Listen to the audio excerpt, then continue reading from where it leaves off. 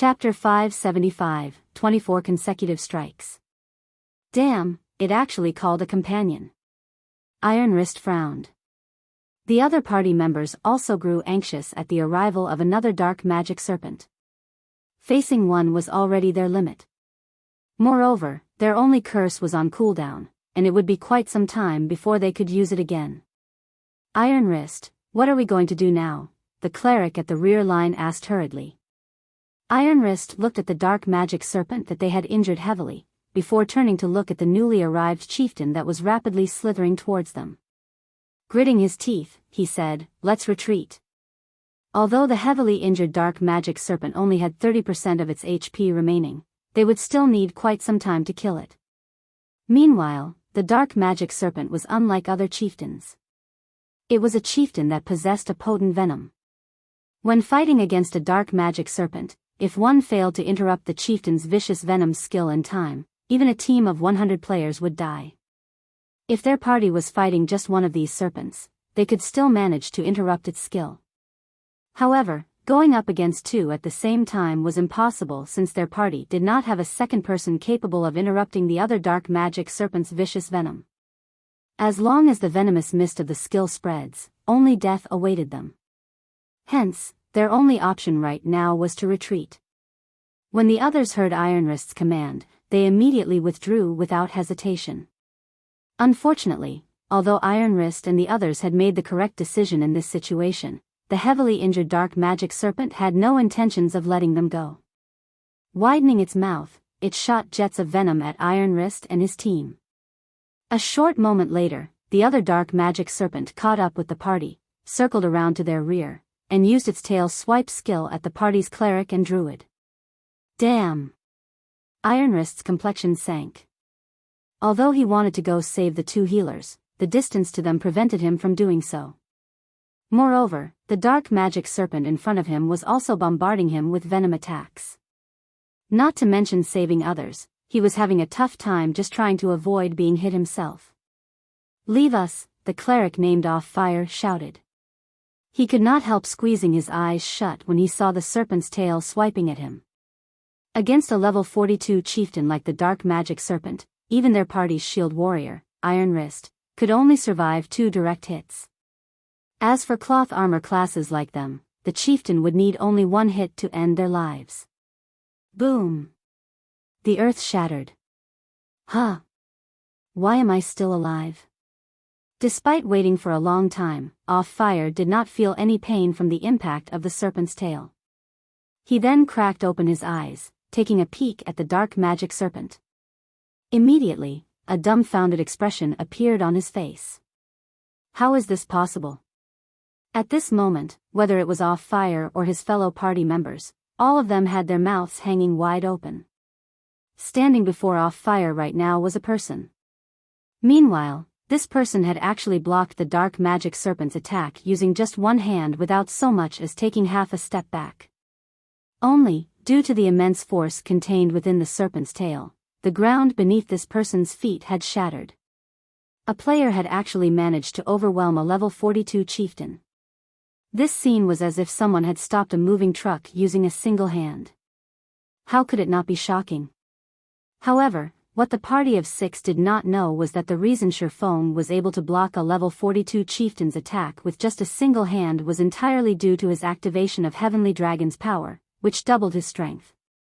Otherwise, even Shurfeng, with his exaggerated attributes, would not be able to receive the dark magic serpent's attack safely. You guys deal with the injured dark magic serpent. Leave this one to me, Shurfeng said directly. In response, Off Fire and the others absent-mindedly nodded their heads. It was as if Shurfeng was currently their party's leader. After saying so, Shurfeng immediately jumped up to the space above the serpent's head. Raising the abyssal blade, he activated Thunder Flame Explosion. The power of lightning wrapped around the abyssal blade as the magic weapon landed on the dark magic serpent's head. Boom! Lightning and flames instantly washed over the dark magic serpent. Even though the chieftain possessed very high defense and magic resistance, it still suffered over -6,000 damage from the attack. Who is this person? Is it really possible for a player to be that strong? Fire's jaw fell when he saw the damage Shifeng had dealt. Their party could be considered a top-tier party already. Yet, the highest damage their party could deal a dark magic serpent in a single instance was just slightly over -1,000. Meanwhile, Shifeng had managed to deal over -6,000 damage in just a single attack. His damage output alone was already more than double that of their entire party. The dark magic serpent constantly let out anguished cries as it was bathed in the power of lightning and fire. It glared at Shifeng with its chilling eyes. However, although it wished to devour Shifeng, it was powerless to do so. Other than dealing massive amounts of damage, the Tier 1 Thunder Flame explosion also had a fainted and speed reduction effect. Although the fainted effect was not particularly effective against the dark magic serpent, the speed reduction effect was highly effective. The serpent's movement speed and attack speed instantly fell to only 1/6 of its original, its movements becoming extremely sluggish. Only when Shifeng had already landed back on the ground, did the dark magic serpent's jaw, that was capable of swallowing a small car whole, begin descending toward Shifeng. Smiling, Shifeng shifted his footwork slightly, easily dodging the dark magic serpent's attempt to devour him. Turning his body, he followed up with a slash to the chieftain's mouth. The instant he struck the serpent, it went flying, and its head smashed heavily into a tree. As the tree swayed wildly, damage of over -2,000 points appeared above the serpent's head. Such a high defense. It's even higher than an ordinary lord's. Just what kind of monster is this? Shifeng clicked his tongue slightly. He had activated not only Dragon's power but also the aura of fire, which increased his damage by 40%. With his current equipment and attributes, his normal attacks should still be able to deal over -3,000 damage, even if he was up against a level 40 lord. However, when it came to the dark magic serpent, his attack only dealt more than -2,000 damage. To the level 42 chieftain, which possessed 800,000 HP, that amount of damage was practically negligible. Just its battle recovery alone could regenerate 1% of its HP every 5 seconds. That was 8,000 HP every 5 seconds. Should he encounter this dark magic serpent without Dragon's power, he would most likely have no choice but to flee.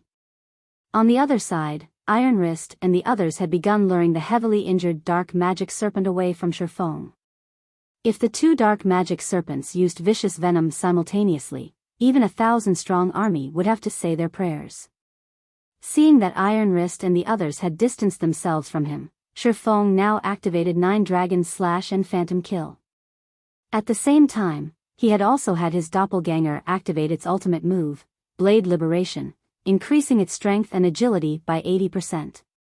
With two of them attacking the chieftain together, the battle became much more efficient. Although the doppelganger's strength was not comparable to the original, it surpassed Shifeng in terms of speed. Taking hold of the dark magic serpent's aggro, the doppelganger kite the chieftain effortlessly. Meanwhile, Shifeng himself attacked the chieftain madly from behind. Chop! Thundering flash! Earth splitter! Finally, both original and doppelganger used flame burst simultaneously. Every single one of their attacks dealt over -10,000 damage and over -20,000 damage if their attacks triggered a critical hit. Out of the 24 consecutive hits, over half achieved a critical hit. In the blink of an eye, the dark magic serpent's remaining 50% HP zeroed out. The chieftain did not even get the chance to use Berserk. The dark magic serpent's death also allowed Shifeng's EXP to soar. In addition to the difference of 10 levels, the EXP a field chieftain provided was also very generous. Aside from contributing a huge sum of EXP, the dark magic serpent dropped 7 items. Only 7 items dropped even after I activated Divine Providence? Isn't this dark magic serpent a little too miserly? Shifeng was stunned when he saw only 7 items scattered on the ground. Chapter 576, Maverick. In God's domain, a chieftain-ranked monster normally dropped around 4 or 5 items since a 20-man team could easily deal with a chieftain of the same level. As for lords, These monsters usually required 50-man or 100-man teams of the same level to defeat, and the number of items they usually dropped was above 10 pieces. At Dark Gold rank, Icarus's heart possessed 14 luck. Moreover, Divine Providence gave an additional 32 luck when activated. In total, Shifeng could raise his luck up to 46 points. With so much luck, Shifeng had a high chance of triggering a jackpot even if he were to kill a lord, not to mention a chieftain. Yet, the dark magic serpent had only dropped 7 items. Moreover, all 7 of these items were very ordinary. Usually, players would have a tiny chance of obtaining fine gold equipment from field chieftains. However, among the 7 items Shifeng obtained, there was no fine gold equipment at all. There were only 2 pieces of mysterious iron equipment and 2 pieces of secret silver equipment. All 4 were level 40 equipment. As for the remaining drops, they were 3 gray crystals. Taking a look at the crystals, information showed that all 3 were common items. What is going on here? Shifeng was astonished when he saw the items the dark magic serpent dropped. Despite his having such high luck, the chieftain dropped only such low-quality items. It was practically the lowest possible drop one could get from a chieftain. Shifeng then shook his head, dispelling his thoughts as he quickly stored the drops. Whatever. Best to take a look at the situation on other side for now. Although the drops he obtained were unsightly, Shifeng felt that it was somewhat reasonable after giving the matter some thought. The higher the level one reached in God's domain, the more difficult it was to obtain good equipment. When players reached level 40, the difficulty of obtaining level 40 secret silver equipment was no less than the difficulty of obtaining level 30 fine gold equipment at level 30. While Shifeng was hurrying over to Ironwrist's side of the battlefield, the fight there had yet to end. Currently, the dark magic serpent still had 10% of its HP remaining. However, Ironwrist and the others were not doing too well right now. Due to the unexpected ambush earlier, the party's mages and healers had depleted themselves considerably. Now that they resumed their conquest of the heavily injured dark magic serpent, they found the battle extremely taxing. Hence, even after fighting for so long, they had managed to take away only 20% of the dark magic serpent's HP. Everyone, keep it up. It has only 10% of its HP left. We should hurry up and finish off this dark magic serpent, so that we can go help on the other side. Ironwrist said as he blocked the chieftain's tail swipe using his shield. Everyone nodded in agreement, and they began using everything they had. The 2 mages each took out a Tier 1 magic scroll and started chanting. Tier 1 magic scrolls were life-saving items. Although the scrolls only contained Tier 1 skills, the might of the skills was much more than that of any ordinary Tier 1 skill. Most importantly, these Tier 1 magic scrolls did not require any mana to use. The ranger had also taken out 20 special arrows. These special arrows were consumable items.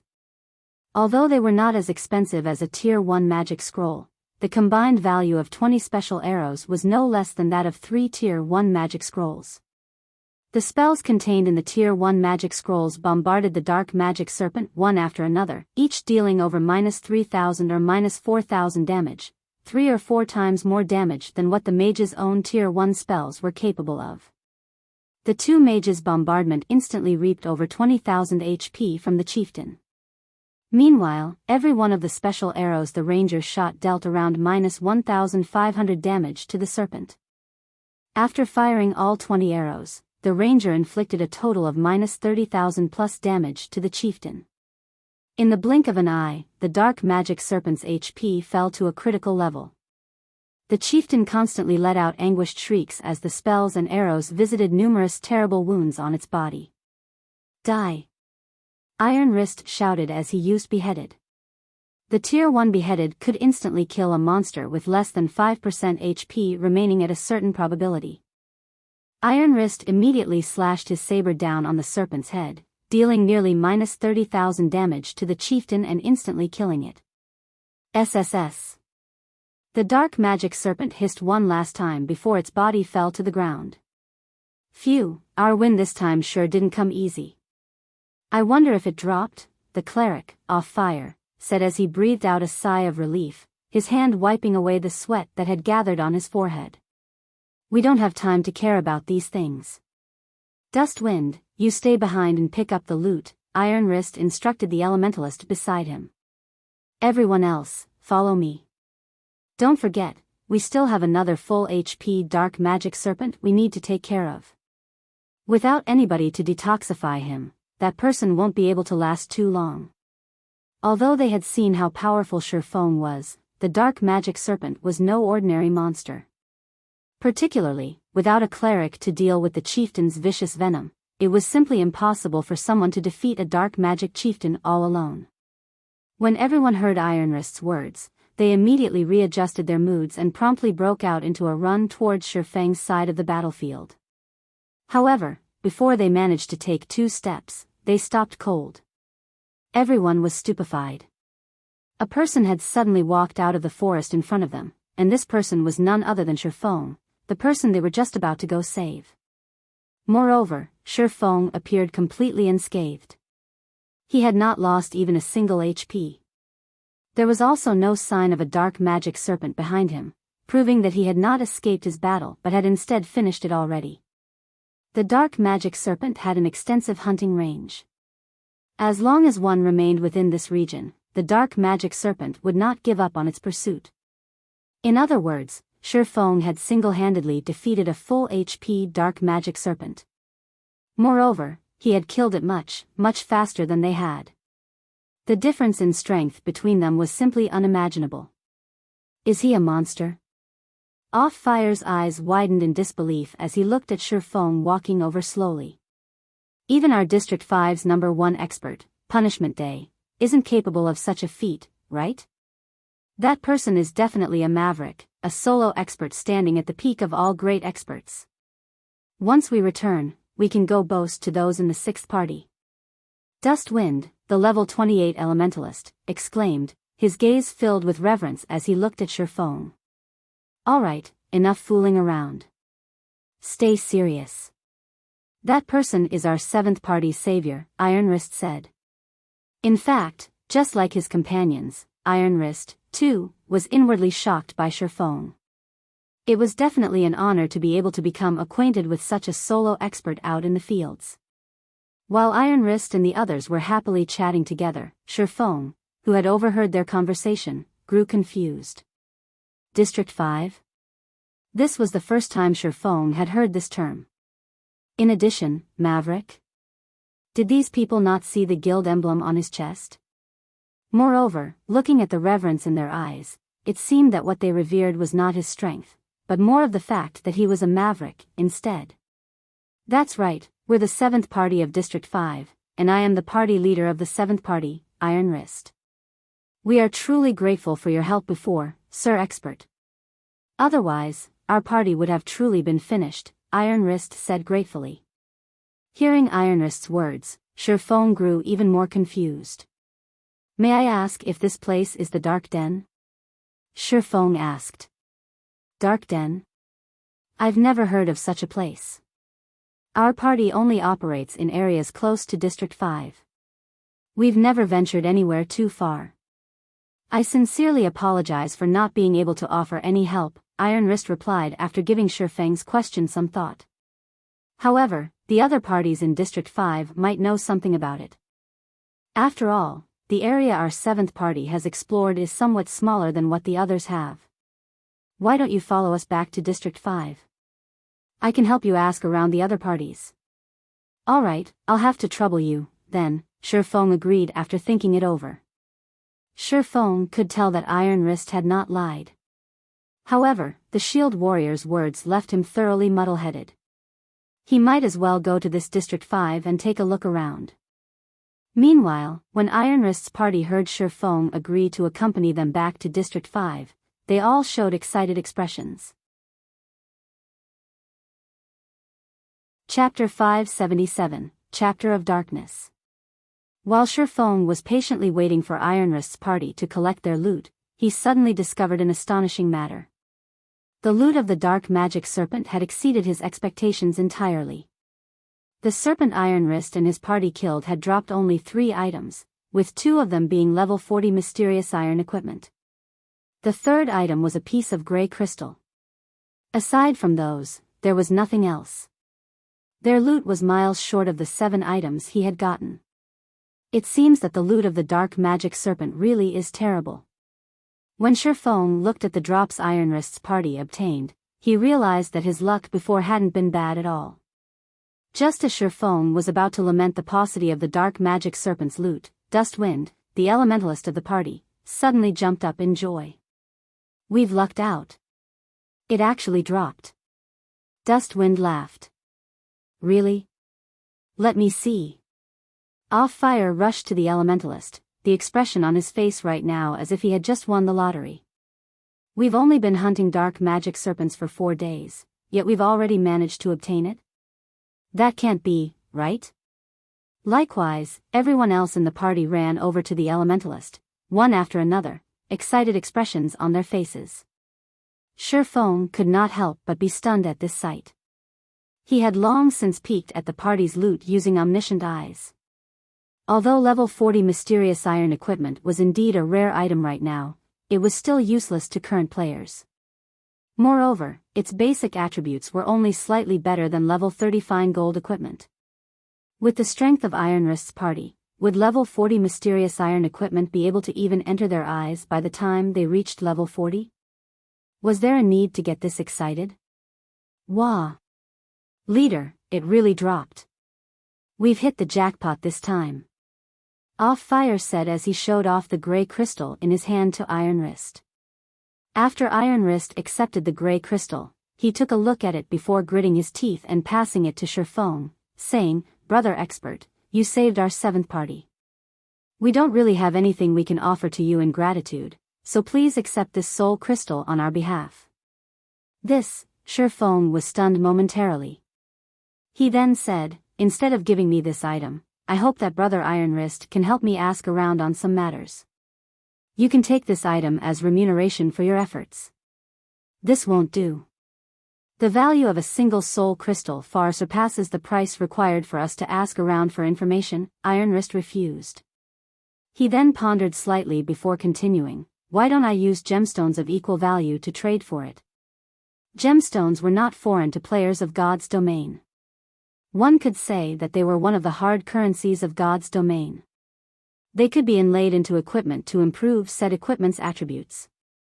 However, during the initial stages of God's domain, gemstones were extremely rare.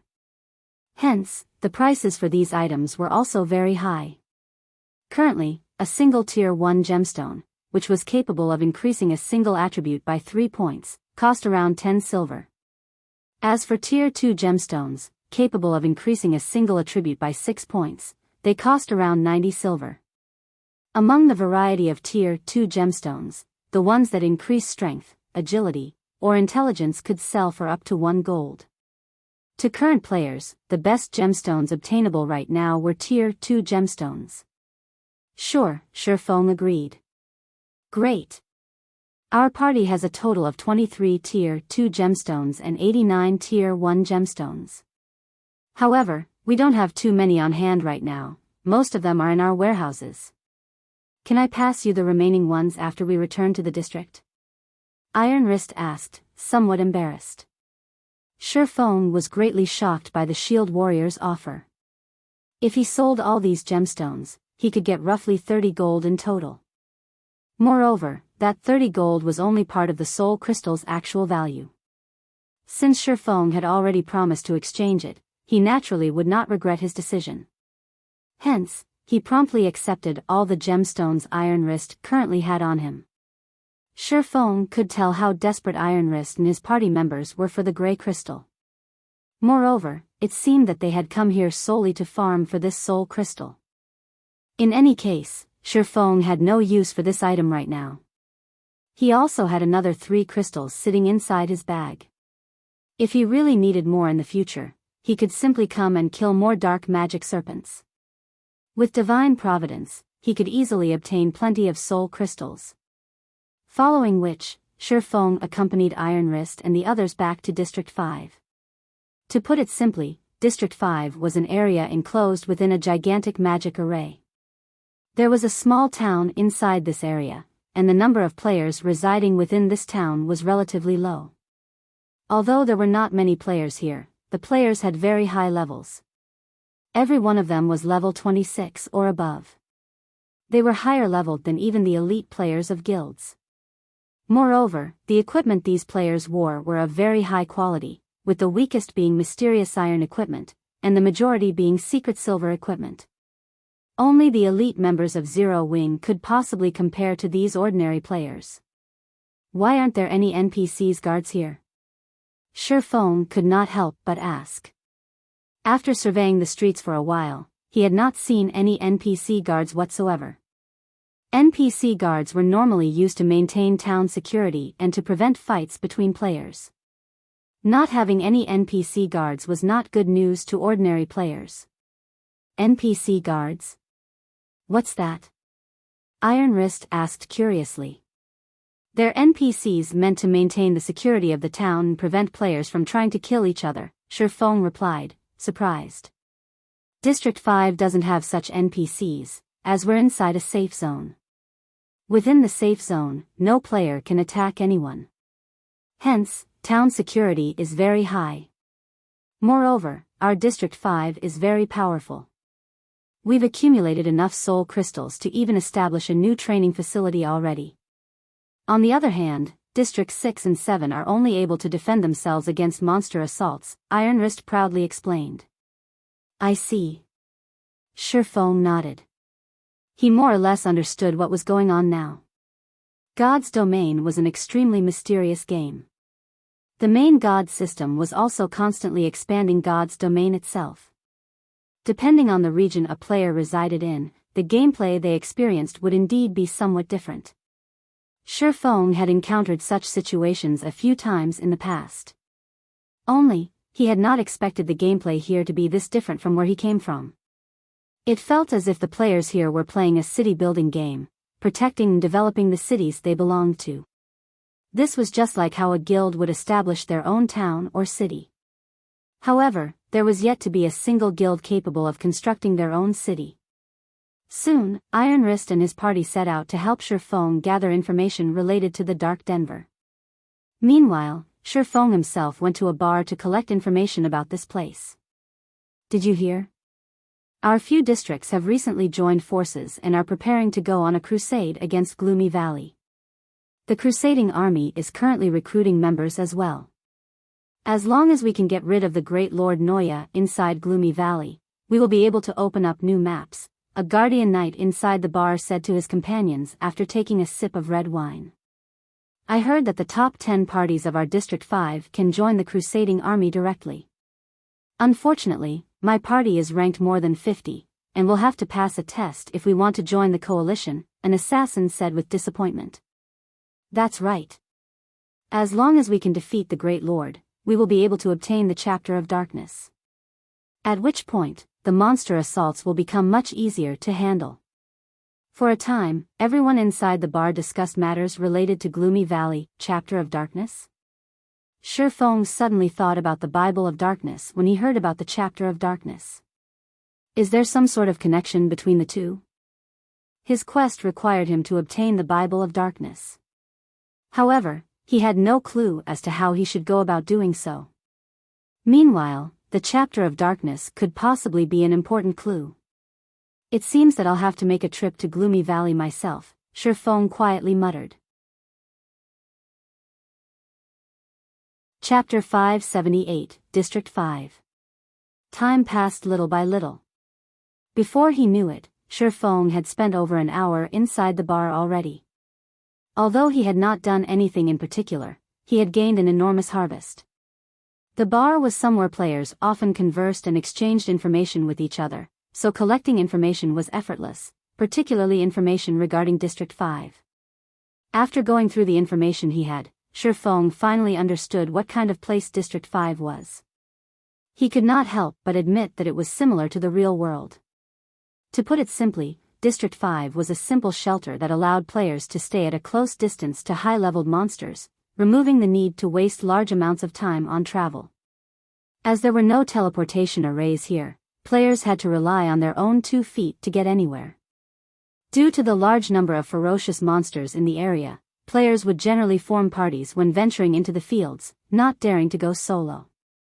Any player capable of moving solo in the fields was an expert among experts. These solo players were known as Mavericks, and they were the definition of strength. Hence, they were admired by many players. Besides that, shelters also served as a defensive measure against monster assaults because the nights in this place was extremely terrifying. How terrifying were they? At nighttime, monsters would group up and actively assault players. Even a 100-man team would not survive without the protection of the shelter. Moreover, even if players were inside the shelter, they still needed to face the tsunami of monsters. Hence, the players here had no choice but to work together to fend off these monsters. If the shelter were compromised, then the activity range of players would be similarly affected. They would have no choice but to move their base of operations to a lower-level region. In the future, if they wished to grind high-level monsters, they would have to waste a lot of time traveling from a low-level region to a high-level region. Meanwhile, the nights here were longer than days. Out of the 48 hours in each day, 30 hours consisted of nighttime with only 18 hours of daytime. The time available for players to level up and improve themselves was much more limited. This situation further emphasized the importance of shelters. After all, if players were to waste 8 to 9 hours on travel every day, how were they supposed to level up? Nevertheless, it was this dire situation that allowed the players here to have very high levels. District 5 was one of the shelters located in a high-level region. The players here did not have to waste a large amount of time on travel to encounter high-level monsters, go to high-level dungeons, or take on high-level quests. As the players here had to face the assault of a monster army every night, not only could they gain a considerable amount of EXP from killing these monsters, but they could also take the opportunity to complete high-level quests, obtaining significant sums of money and equipment. Meanwhile, the most precious resource for a shelter was the Soul Crystal. This item could be used to strengthen the magic array enveloping the shelter, significantly weakening the monsters within the magic array's range and giving players an easier time pushing back the monster armies. If players donated soul crystals to the shelter, they could receive large amounts of contribution shares in return. Contribution shares were equivalent to money in shelters, and players could use these points to purchase some specific items to strengthen themselves. For example, the Tier 1 curse that Iron Wrist's party wielded was one of the good items acquired using contribution shares. Hence, the players here had a great desire for soul crystals. Only, this item was truly useless to Shifeng. He would not be living in this place.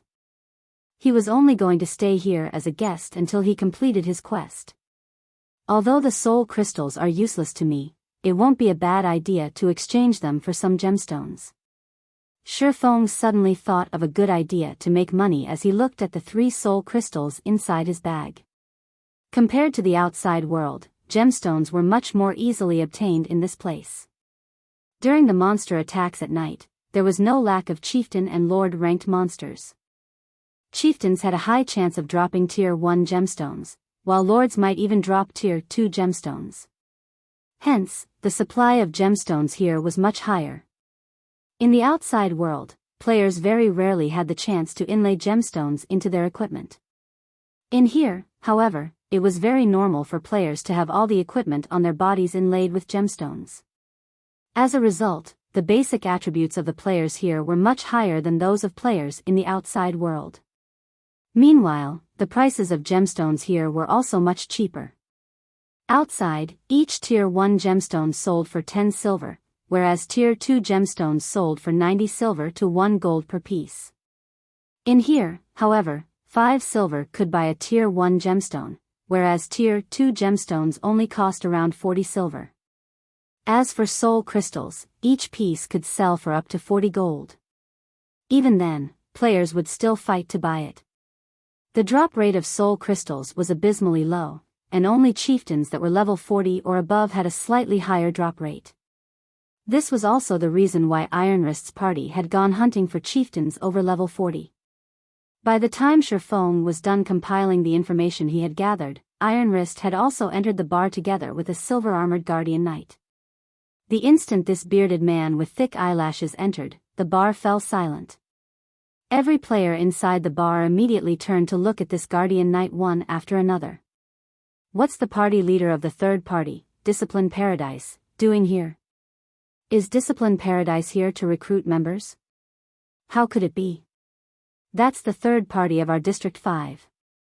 Even if he were recruiting more members, he would choose from their list of available candidates first. Why would he come to a bar looking for members? I heard that the 6 official members of the third party have all learned Tier 1 curses and taboo skills.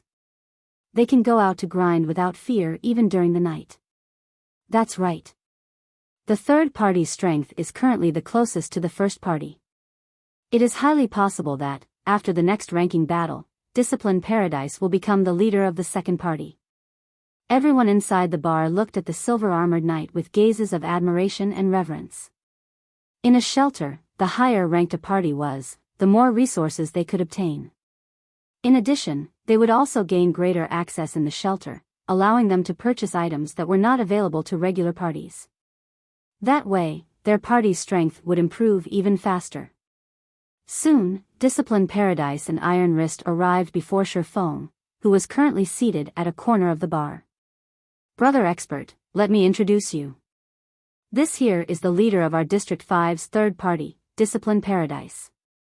He's quite knowledgeable about the dark den you spoke of, Iron Wrist said, smiling. Hello, you can just call me Discipline. Discipline Paradise smiled. Although Discipline Paradise was one of the powerhouses of District 5, he did not display any form of arrogance. On the contrary, he was a very kind and straightforward man.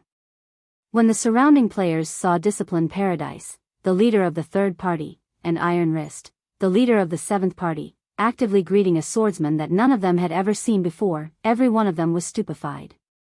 Who is that person? Why haven't I seen him before?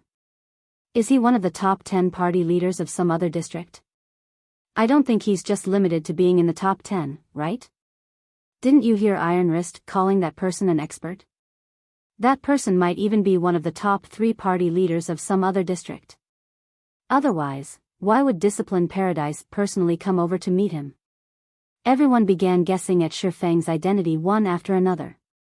However, Discipline Paradise's next words instantly shocked everyone inside the bar. Brother Yifeng, would you be willing to join our District 5's Crusading army? Chapter 579, Crusading Army. Join the Crusading Army? Shifeng began pondering silently. He did indeed want to go and take a look at Gloomy Valley, with his goal for going there being the Chapter of Darkness. After all, there might be some sort of connection between the chapter and the Bible of Darkness. However, he had intended to go there by himself. There was only a single Chapter of Darkness. With so many people wanting to obtain it, how was he supposed to get it if he went with a group? It was also unlikely that everyone would give him the Chapter of Darkness. Hence, the only way for him to obtain it was to move alone. That way, he would not have to share the chapter with others. Based on the information he had gathered earlier, there was no need to defeat the Great Lord Noya to get the Chapter of Darkness. The Great Lord was simply guarding the Chapter of Darkness. Hence, Shifeng could just steal the chapter. There was no real need for him to conquer the Great Lord. The difficulty of obtaining the Chapter of Darkness this way was undeniably much lower. Moreover, he had already succeeded in carrying out similar feats in the past. Previously, he had stolen an imperial heirloom from the Anubis's gatekeeper, a Great Lord-ranked monster. Afterward, he had also snatched the God Crystal from a Tier 4 mythic creature, the Orc King Trezek. The first theft was difficult, but the subsequent one was easy. Currently, he had much more confidence in stealing an item from a Great Lord. That's right, join the Crusading army. To be precise, I am asking you to join our third party, Discipline Paradise said, his eyes filled with sincerity. Hearing Discipline Paradise's words, all the players inside the bar could not help but turn to look at Shifeng, envious expressions appearing on their faces. The crusade this time was not something just anyone could participate in. As it was a crusade against Gloomy Valley, the number of players they could bring was limited. Naturally, they would only allow elites to participate in it. That way would increase the chances of success considerably.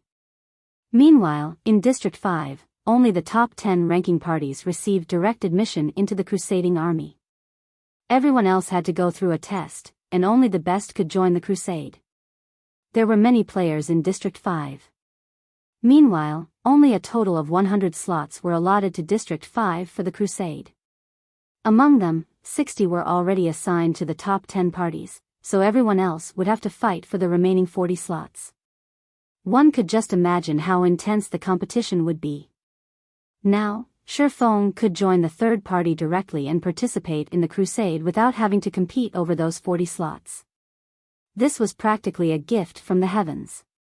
As long as the crusade succeeded, the 100 players participating in it would receive a bountiful harvest, particularly in terms of contribution shares for the shelter. How could this situation not make others envious? Discipline, how can you be so underhanded? Iron Wrist suddenly called out. Even if Brother Yifeng is going to join the Crusading army, he should be joining my 7th party, not your 3rd party. I only invited you over to discuss matters relating to the Dark Den.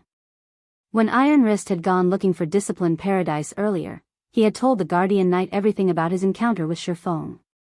However, he had not expected Discipline Paradise to actually play such a card. No matter how one looked at it, Shifeng was a maverick with frightening strength. Although the Crusading army this time had gathered the power of multiple districts, after the crusade succeeded, the number of contribution shares awarded would be based on each party's performance in the crusade.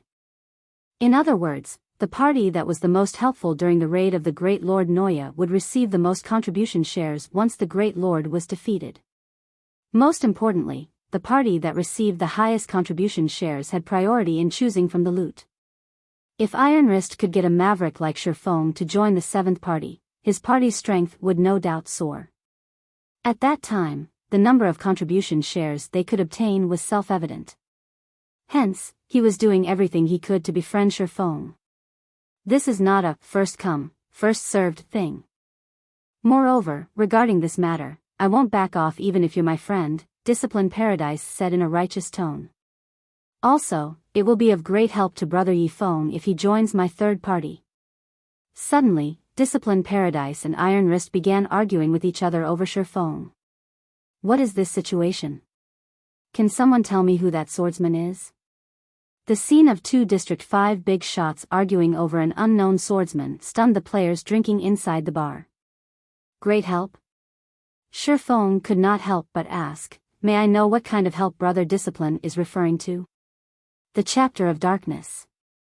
Discipline Paradise sent a whisper to Shifeng. This item serves a huge purpose for shelters. However, it is also closely related to the Dark Denver.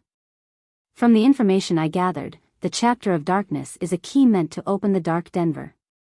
Since Brother Yifeng wishes to go to the Dark Den, you will naturally have to obtain the Chapter of Darkness. However, the Chapter of Darkness is in the Great Lord Noya's hands. If one wishes to obtain it, they will have to either kill or steal the chapter from the Great Lord. Only, the latter option is practically impossible. The only feasible method to gain the chapter is to kill the Great Lord. As long as Brother Yifeng joins our party, we will definitely have a chance to become the top contributing party in the crusade. At that time, we can choose the Chapter of Darkness as our reward. I will then use the Chapter of Darkness to open the Dark Den for Brother Yifeng. What does Brother Yifeng think about this? So that's the case. Shifeng suddenly came to a realization. Nodding, he said, all right, then. I'll agree to your proposal. However, I wish to change the conditions a little. Change the conditions? Discipline Paradise asked, slightly worried. What conditions? You can't be wanting the Chapter of Darkness itself, right? The Chapter of Darkness had only 2 functions, empowering the magic array of a shelter and opening the Dark Denver. To a maverick, the first function was obviously useless. This was also the reason why Discipline Paradise had come looking to cooperate with Shifeng. Rest assured, I don't want the Chapter of Darkness. Only, If I manage to obtain the Chapter of Darkness by myself, what will you use to exchange for it? Shi Feng asked secretly. Obtain the Chapter of Darkness by yourself? How can that be possible? Discipline Paradise asked, stunned. I am only saying, if, Shi Feng laughed. If you manage to get the Chapter of Darkness by yourself, I will definitely provide you with sufficient remuneration, taboo skills, curses, top-tier equipment, whatever, as long as you are willing to exchange it. Discipline Paradise did not know what was going through Shi Feng's mind, but if he could obtain the Chapter of Darkness, it would be of great help to their party. Hence, he was willing to pay any price for it. Shi Feng was slightly stunned after hearing Discipline Paradise's words. Exchange taboo skills can be traded? Shi Feng asked softly. Discipline Paradise nodded. Of course. Only, the price required to do so is somewhat high. However, for the Chapter of Darkness, I am willing to pay 6 Tier 1 taboo skills. 6. Shi Feng shook his head. If I obtain the Chapter of Darkness, I want to exchange it for a Tier 1 taboo skill for every class, as well as the activation of the Dark Denver. Can you really do it? Discipline Paradise asked in surprise.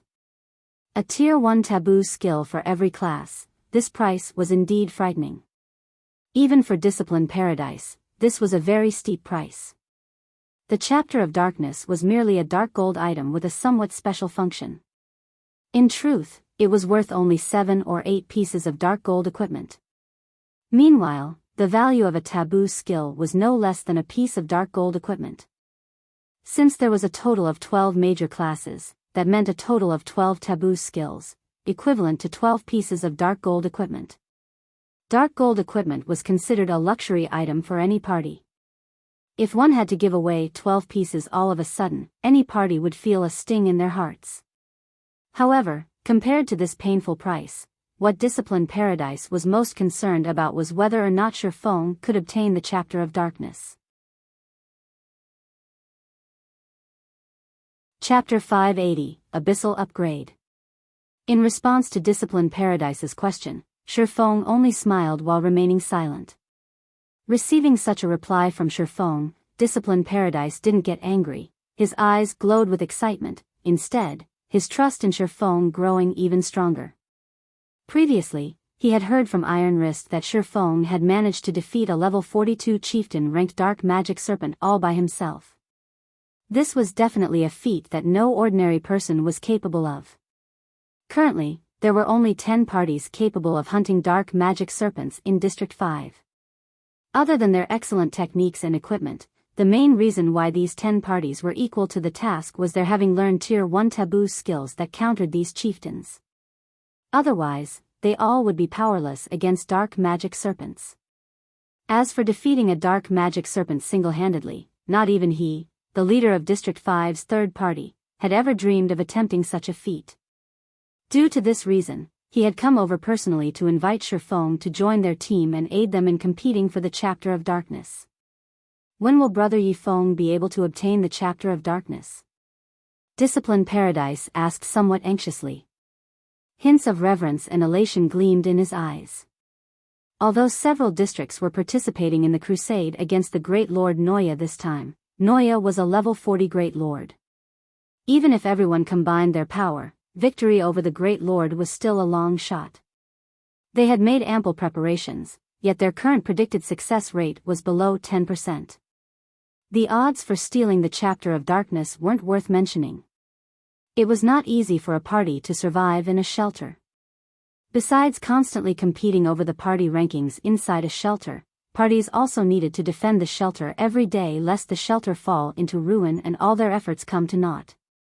Now that an expert like Shi Feng had shown up, the third party would have a much better chance at obtaining the Chapter of Darkness.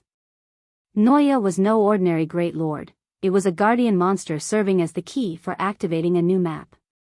Such guardian monsters normally tested a player's individual abilities. Having more players participating in the crusade would only lead to more mistakes occurring. Ever since God's Domain began, Mavericks had been the ones to activate many of the new maps. Hence, everyone in this place revered Mavericks greatly as they had managed to accomplish a task that most parties couldn't. Meanwhile, this was the first time Disciplined Paradise encountered a Maverick as strong as Shifeng. Shifeng's chances of obtaining the Chapter of Darkness were definitely much higher than their crusading armies. "I'll give it a go as soon as possible." Shifeng could not give an accurate timeline. After all, he had not yet seen Noya personally. However, with his equipment and means, he should have an excellent chance of stealing the item the Great Lord was guarding. I hope that Brother Discipline can prepare the Tier 1 taboo skills as soon as possible. Tier 1 taboo skills and curses were not cabbages piled high in the market. Based on the information Shifeng had collected, out of the tens of thousands of players in District 5, only the top 5 parties possessed 6 or more Tier 1 taboo skills and curses. Iron Wrist's 7th party had 2, however, currently only one of his members had succeeded in learning a Tier 1 curse.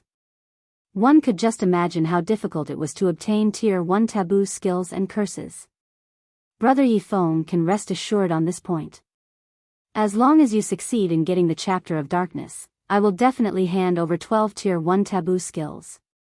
Disciplined Paradise laughed confidently. Following which, Disciplined Paradise shared with Shifeng specific information regarding Noya. Unfortunately, Shifeng and Disciplined Paradise's conversation in a private chat dismayed Iron Wrist, who was seated beside the two. However, seeing how Disciplined Paradise, the leader of the third party, was acting so respectfully with Shifeng, Iron Wrist also could not help but feel a little prideful. After Disciplined Paradise left, Shifeng looked at the depressed shield warrior and said, "Brother Iron Wrist, can I get you to help me with something?" "Brother Yifeng, please don't hold back. You are our party's savior. If you have anything you need help with, just tell me," Iron Wrist assured, clapping his chest. "Can you help me exchange these soul crystals for some level 30 fine gold ranked or above weapons?" Shifeng asked as he took out 3 gray crystals from his bag. "Heavens! You actually have so many soul crystals."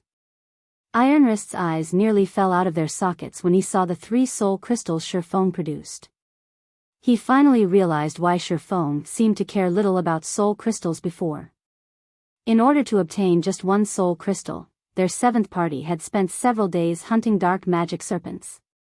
In the end, they had gotten 1 only by sheer luck. He had even shown off their party's harvest in front of Disciplined Paradise. Yet, now, Shifeng just casually took out 3 soul crystals. Seeing that Iron Wrist was still silent after quite some time, Shifeng could not help but ask, "Has nobody managed to obtain level 30 fine gold weapons yet?" The players residing in District 5 were very high-leveled. The high-ranking parties often challenged monsters of higher levels.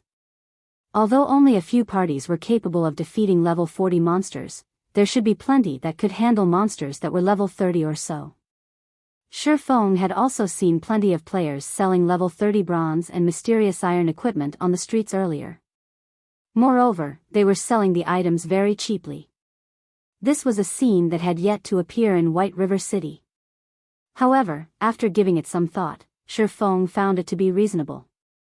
The players here were killing monsters day in and day out, especially since monster armies attacked the shelter at night.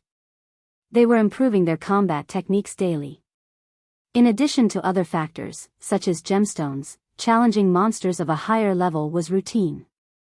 However, while the players here found it very normal to fight against monsters of a higher level, it was a different story for the players outside the Dark Den. Players outside preferred to grind monsters of a lower level whenever possible.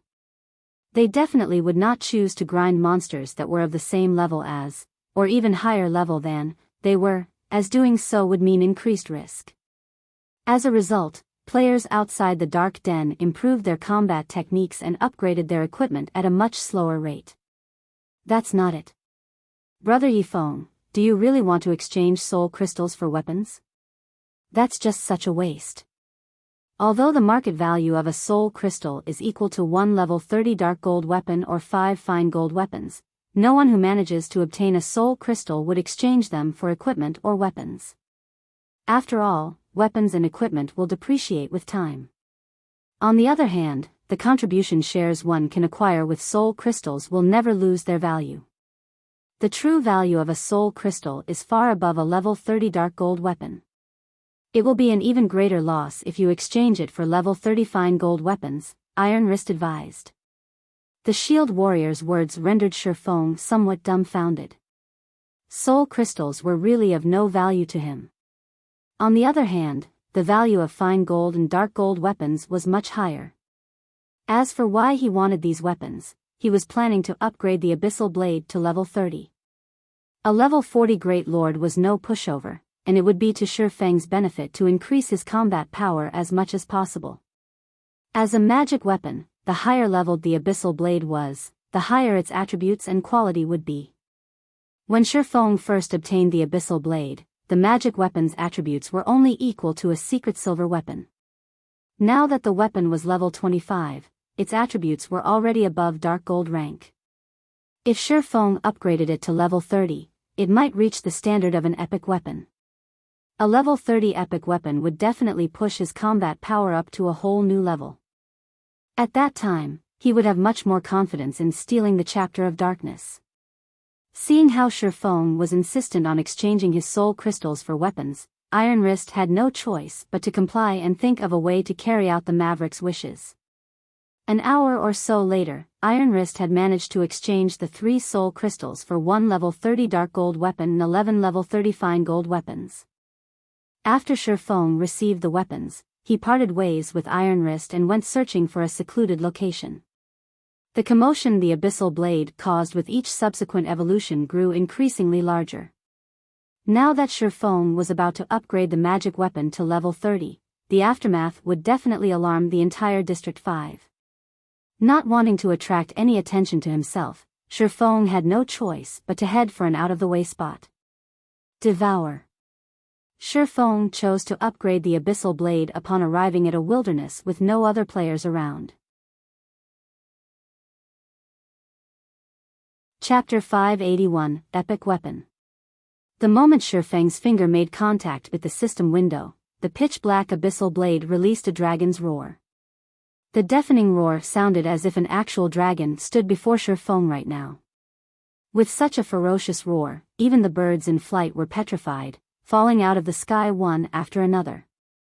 Immediately after letting out the dragon's roar, the Abyssal Blade struggled free from Shifeng's hand and flew into the air. In the blink of an eye, the pitch-black Abyssal Blade transformed into a cloud of black mist that devoured the 11 sacrificial weapons.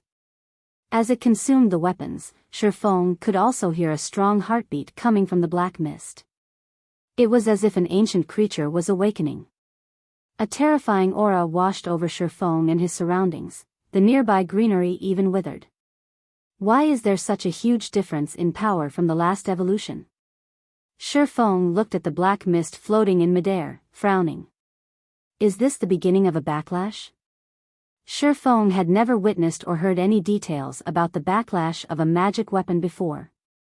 In the past, players who obtained magic weapons had never disclosed any information regarding backlashes. They only advised others to stay as far away as possible from magic weapons. The pressure the Abyssal Blade was currently emitting was incredibly terrifying. Back when Shifeng upgraded the magic weapon to level 25, he could still move about relatively easily under the aura the weapon emanated. Now, however, even motion was a luxury. He could only stand still and watch quietly as all of this happened. After a while, the magnitude of the heartbeats gradually increased. The black mist in the sky also took the shape of a black heart. Meanwhile, with this black heart as the core, a vaporous phantom of a black dragon appeared. The black dragon silently looked down on Shifeng, a human-like playful expression contained within its blood-red eyes. In the next moment, the phantom dissipated into nothing, this time transforming into a silver sword that landed at Shifeng's feet. The phantom of the black dragon is becoming more realistic with each subsequent evolution. Even the pressure it emits is growing stronger. No wonder so many players dared not use magic weapons even though they had obtained them. Shifeng frowned slightly as he looked at the Abyssal Blade, which had stabbed into the ground. When and where a backlash would occur, nobody knew. Continuously strengthening the Abyssal Blade was equivalent to enhancing the power of the magic weapon's backlash. Just the current Abyssal Blade could already make him feel fearful. If he continued upgrading the Abyssal Blade, he might really fail to cope with the backlash. This should be the so-called, the bigger they are, the harder they fall. Forget it. Let's take things as they come. Shifeng shook his head, dispelling the negative thoughts in his head. He then pulled out the Abyssal Blade and took a look at its attributes. Abyssal Blade, one-handed sword, magic weapon. Attack power plus 633. All attributes plus 42. Attack speed plus 15. Ignore levels plus 15. Attacks have 50% chance to cause 200% damage. 25% chance to cause 300% damage. Every attack increases attack speed by 2%, up to a maximum of 20%. If wielder belongs to any swordsman-related class, all skill levels plus 3. Increase free ability points received for every increase in level by 2 points. Equipment level 30. Can be upgraded. Devour 20 level 35 fine gold weapons and 3 level 35 dark gold weapons to upgrade to level 35. Can be evolved, unknown. Additional skill 1, Phantom Kill. Instantly creates a doppelganger. You can control this doppelganger. Doppelganger will have 70% of original body's attributes and all skills. At the same time, doppelganger and the original body can be swapped. Duration, 1 minute. Cooldown, 5 minutes. Additional skill 2, Abyssal Bind. Binds enemies and prevents movement, reducing defense by 100%. Duration, 4 seconds. Cooldown, 1 minute. Additional skill 3, 9 Dragon's Slash. Instantly creates 12 phantoms of the Abyssal Blade for wielder to use. Each phantom sword is capable of dealing up to 50% damage. Duration, 30 seconds. Cooldown, 5 minutes. Additional skill 4, Abyssal Curse. Prevents all targets within a radius of 30 yards from moving or attacking for 5 seconds, as well as reducing all their attributes by 20% for 10 minutes. Cooldown, 40 minutes. Additional Profound Inheritance, Black Emperor. When activated, every critical hit will accumulate 1 stack of Death Aura. Each stack of Death Aura can be used to increase all attributes of wielder by 2% and attack speed and movement speed by 1% for 10 seconds, or be used to reduce the cooldown of a skill by 3 seconds. Maximum of 30 stacks of Death Aura. Duration, 10 minutes. Cooldown, 15 hours. The Abyssal Blade was personally created by Master Smith Alices using the Black Dragon King's fangs as material. It is one of 36 famed swords, and it is ranked 31st. However, this sword has been cursed by the Black Dragon King. Aside from providing the wielder with immense strength, there will be a backlash every period of time. However, after being remodeled by Jack using a star crystal, the strength of the backlash has been greatly reduced. If the wielder is unable to suppress the backlash, the wielder will receive the curse of the Black Dragon King, permanently reducing all attributes by 50%. Unable to be dropped. Unable to be traded. Such a high attack. This is equal to the attack power of a level 30 epic ranked two-handed sword, right? Shifeng exclaimed in surprise. Back when the Abyssal Blade was level 25, its attack power had only been over 400. Now that the magic weapon was upgraded to level 30, its attack power had actually increased by over 200 points.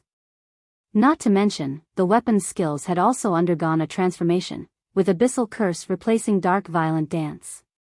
Used against a single target or a group, it was an extremely powerful control and weakening skill.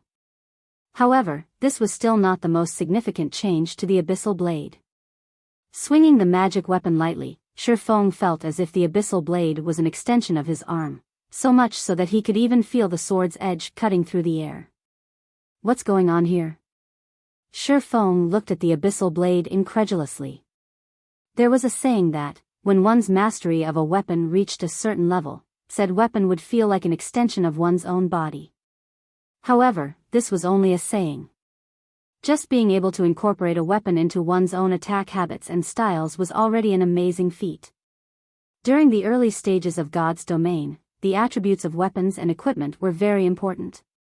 However, as players acquired better equipment, they would begin ordering custom-made weapons and equipment for themselves.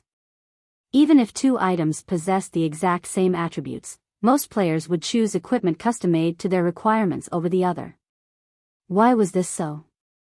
The reason was very simple: the far greater ease of harmonization to their habits and styles. For this reason alone, players were willing to spend as much money as necessary. If a player possessed a high compatibility rate with the weapons they wielded, their attacks would flow much more smoothly. Most importantly, a weapon with good compatibility could improve a player's skill completion rate.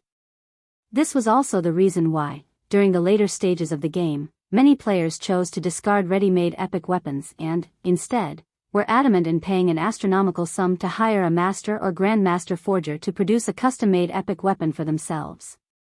It was all because custom-made weapons and equipment possessed a much higher compatibility rate.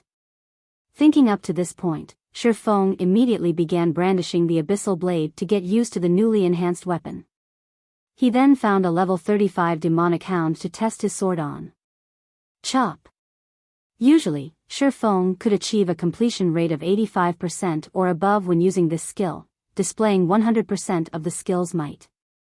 In the past, his best record for chop was 90%.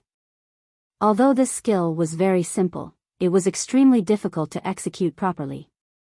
The three sword lights, which should have resembled three silver crescents, converged into one as they struck at the demonic hound, causing the damage dealt by chop to reach its maximum. At this moment, however, the three sword lights had transformed into three full moons that met at a single point. The space at this single point looked as if it had been pierced. One could faintly see a small spatial crack at this location. System: chop completion rate 92%, resulting in 125% of skill's effect. Skill proficiency +4. Shi Feng then followed up with Thunder Flame Explosion. Originally, this skill should have combined the power of lightning and fire into a massive fireball that bombarded the enemy. Now, however, instead of a fireball.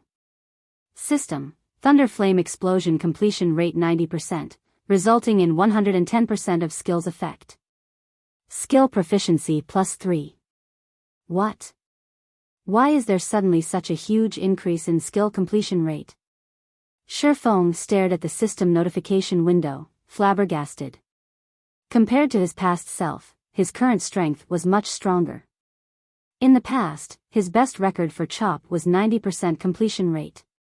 Although it was only a meager 2% increase, the gap was like the difference between heaven and earth. Based on the system's configuration, completion rates between 81% to 90% were categorized into the same group. Achieving any percentage within this range would give an increase of 3 proficiency points. Also, at 90%, one could display 110% of a skill's effect. At 91%, a skill's effect was directly upgraded to 120% and would yield 4 proficiency points.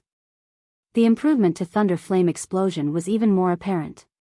Previously, he could not even achieve an 85% completion rate on the skill. Now, however, he had managed 90%. Shi Feng had killed a level 35 demonic hound in just 2 moves. It's no wonder many had said magic weapons possessed frightening power, and many experts could not bring themselves to divest their magic weapons in the past. So this was the case. Shi Feng's heart was pounding madly as he looked at the level 35 demonic hound he had just annihilated. His compatibility with the Abyssal blade right now was practically perfect. He felt invincible. Chapter 582, The True Power of a Magic Weapon. Shi Feng killed over a dozen level 35 demonic hounds, testing his various skills.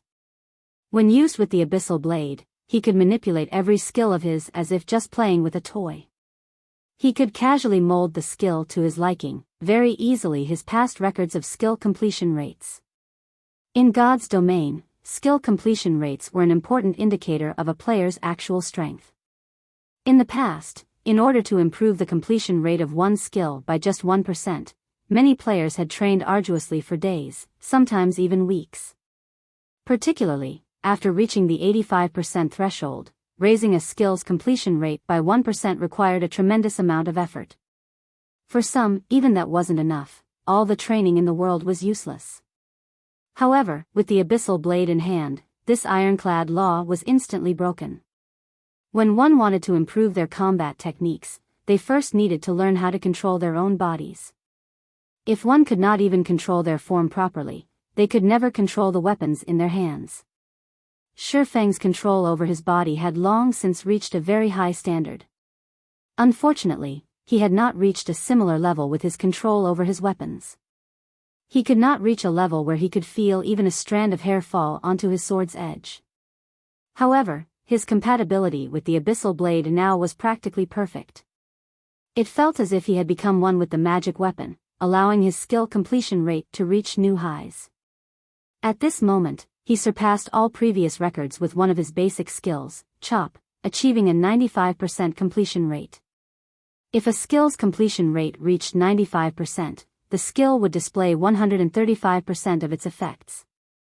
In other words, Shi Feng's current Chop dealt an additional 35% damage compared to his previous 85% completion rate. The increase in combat power was obvious. After continuously using the newly improved Abyssal blade for such a long time, Shi Feng had grown addicted to the sensation he received from the magic weapon and the pleasure he felt from his strength gradually rising with every passing moment. His heart ached to remain in this state forever. After killing dozens of demonic hounds, Shi Feng's hunger was unsated. He wanted to continue to utilize these demonic hounds to improve his completion rate. Unfortunately, time was of the essence. He needed to prioritize his quest for now. In the past, many of those who obtained magic weapons had told others not to involve themselves with these things as the magic weapon's power would devour them. So, it turns out that the power they had referred to was not a magic weapon's powerful attributes. Shi Feng inwardly sighed as he looked at the Abyssal blade in his hand. In the past, countless experts had trained arduously just so that they could increase their skill completion rate by just one more percentage. Some had even gone through all that effort for nothing.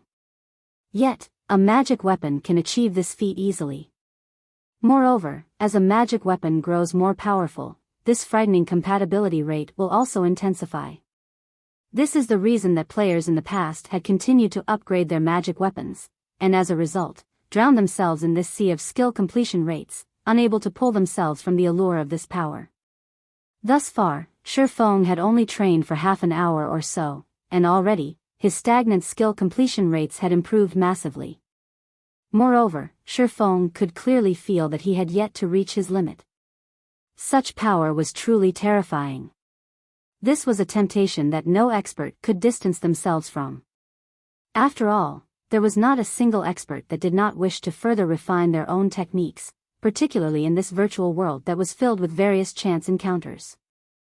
Even Shi Feng, someone who had played God's Domain for over a decade, hungered to upgrade the Abyssal blade once more, improving the magic weapon's compatibility rate again. This way, he might be able to refine his skill completion rate further.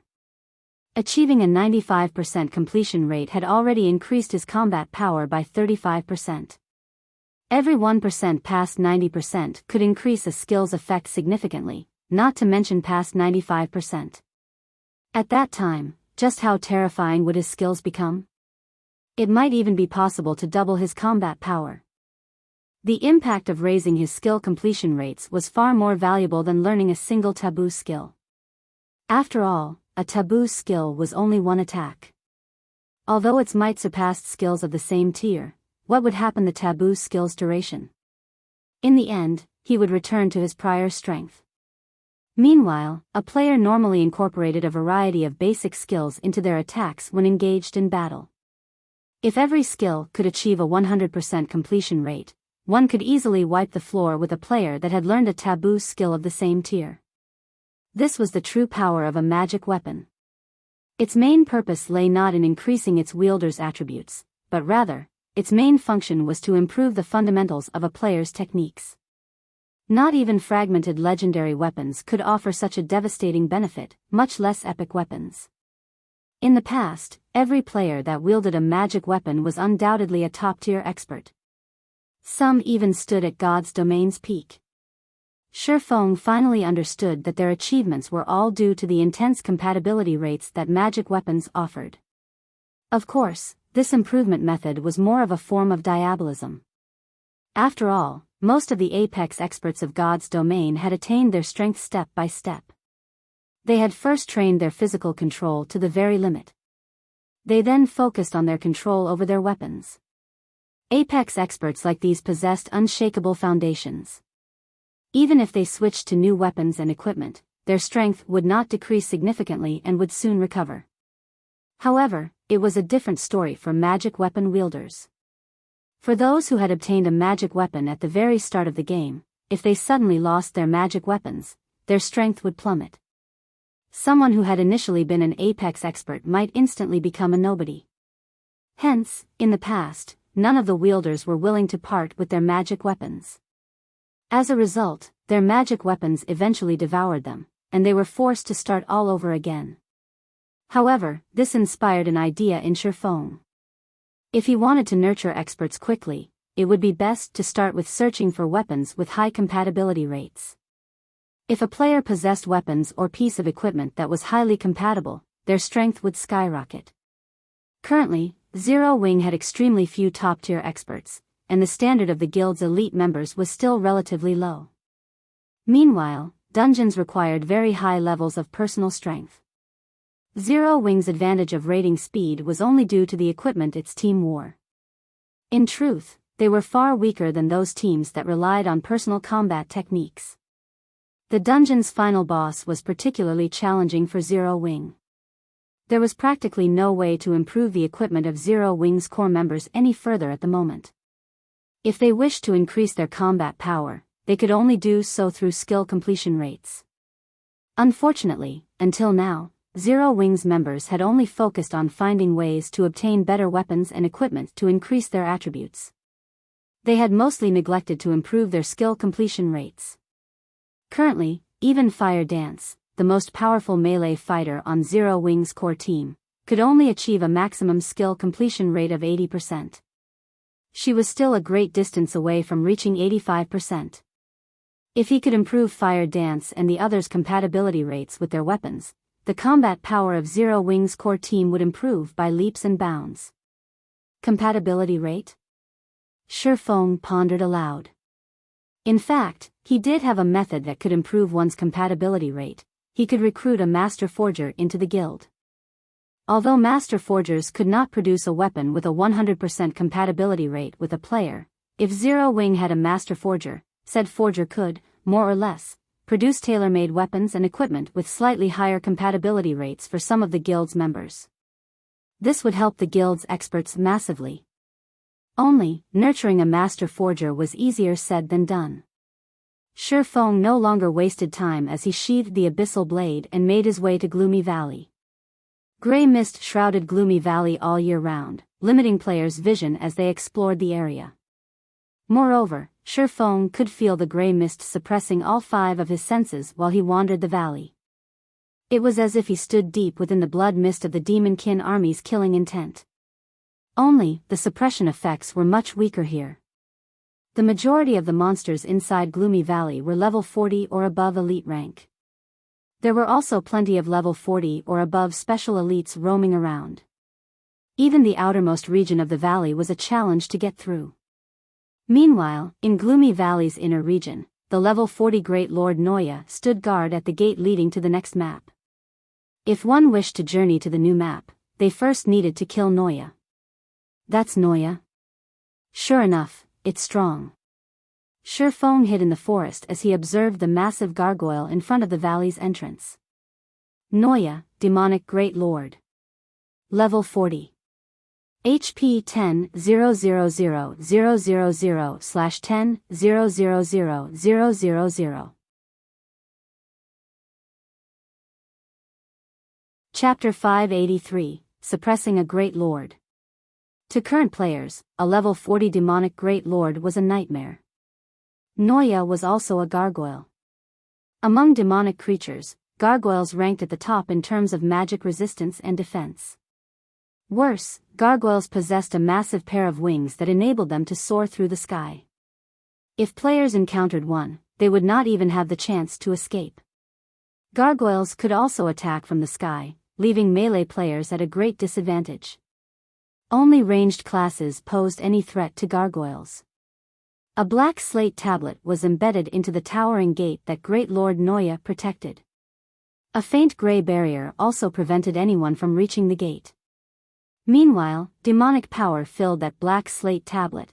It was none other than the chapter of darkness that Shifeng was trying to obtain. It was also the core energy source for the barrier protecting the stone gate.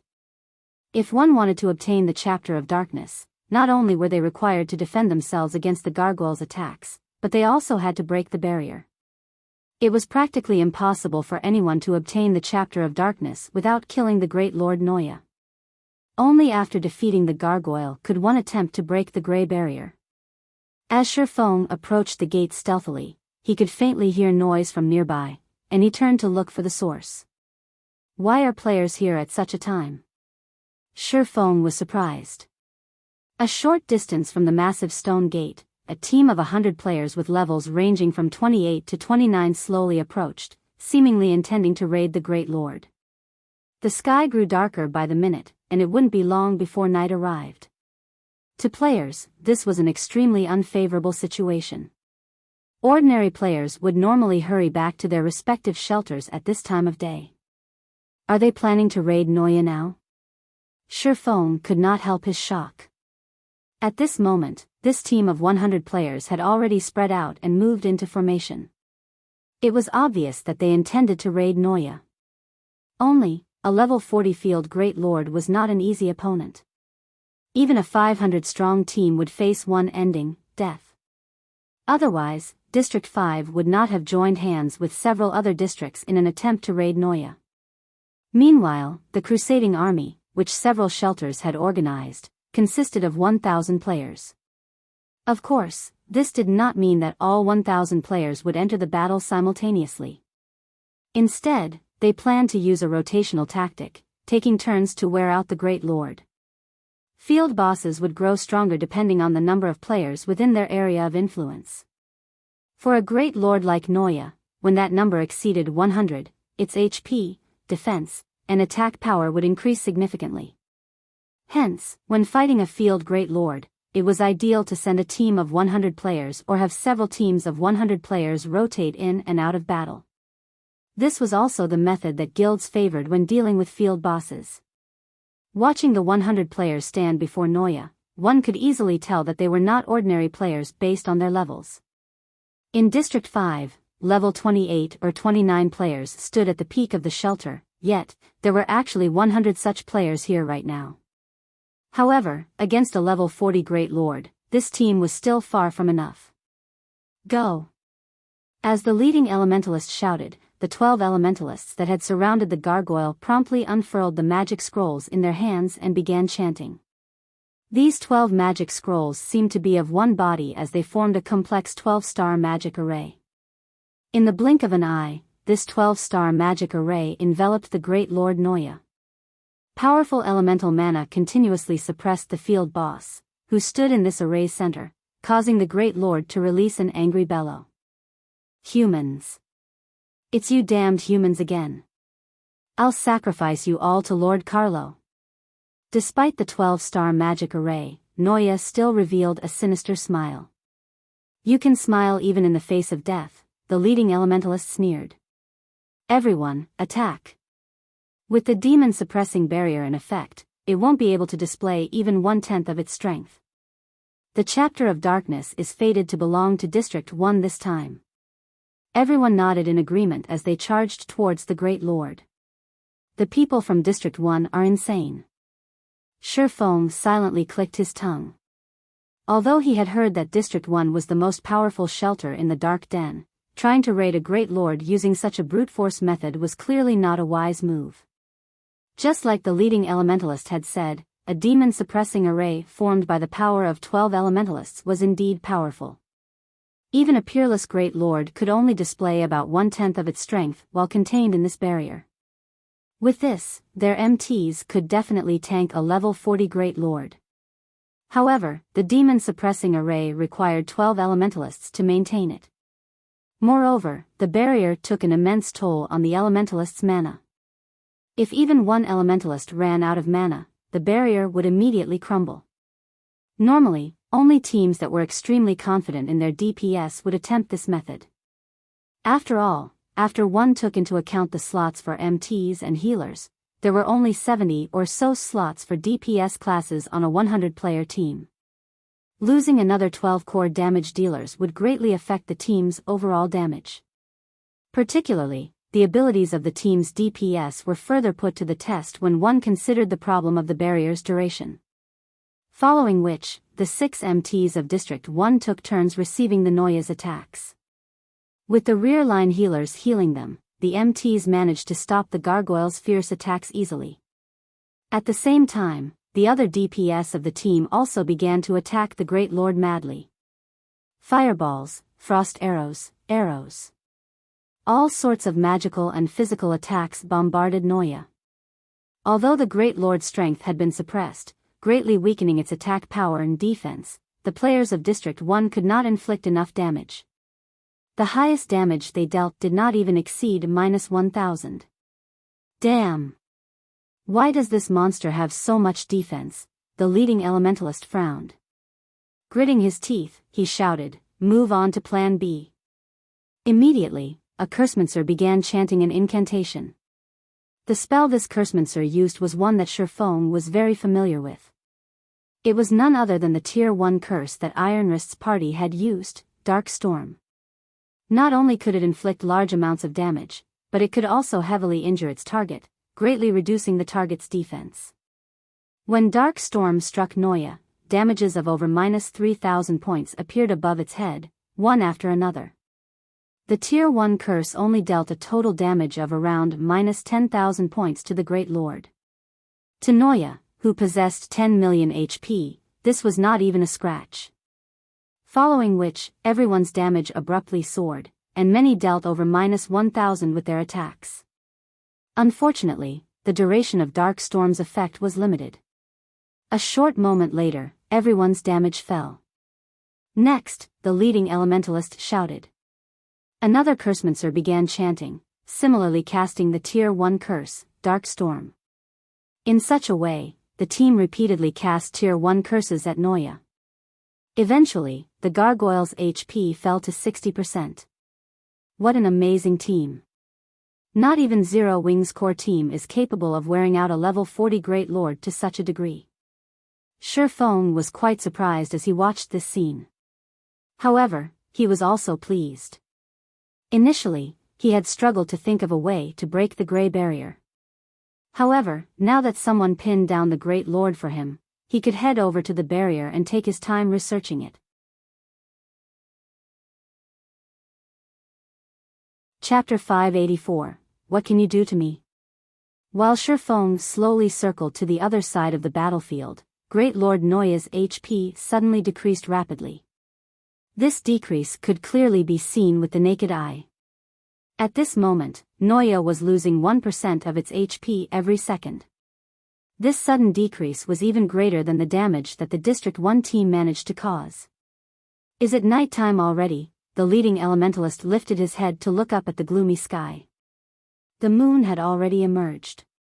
As moonlight touched on the Great Lord, Noya began to change. Its originally massive 3-story tall body began to shrink rapidly, and its maximum HP fell from its original 10 million to 6 million. However, as the gargoyle's body shrunk, its strength continuously rose, the Great Lord's damage increasing as well. Initially, Noya had only dealt around -2,000 to -3,000 to District 1's MTs. Now, however, every attack dealt over -4,000 damage.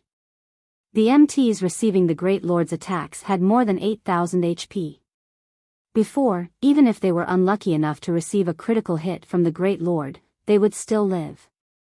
Now, however, a critical hit would definitely kill an MT. Take turns activating your life-saving skills to tank the boss. Healers, concentrate on the lead MT, the leading elementalist commanded. He had long since prepared for this. Following which, one of the shield warriors activated a tier 1 shield wall, reducing the damage he received by half for 20 seconds. The damage Noya dealt instantly fell from nearly minus 5,000 points to just over minus 2,000 points. Meanwhile, the healers at the rear began dumping heals on the shield warrior, easily replenishing the 2,000 plus HP the shield warrior lost. However, after 5 seconds or so, the shield warrior suddenly struggled to cope with the Great Lord's attacks. The damage Noya's attacks dealt suddenly increased from over minus 2,000 points to almost minus 4,000. If not for shield wall, the shield warrior might have lost his life instantly. Leader, Noya is more powerful than we thought. If its damage continues rising, our MTs won't last, a female cleric said hurriedly. Since the battle had begun, the healers had not struggled to keep the team's MTs alive. They had also specifically chosen this time to challenge Noya. Based on their previous observations, Noya's HP during daytime was simply too high.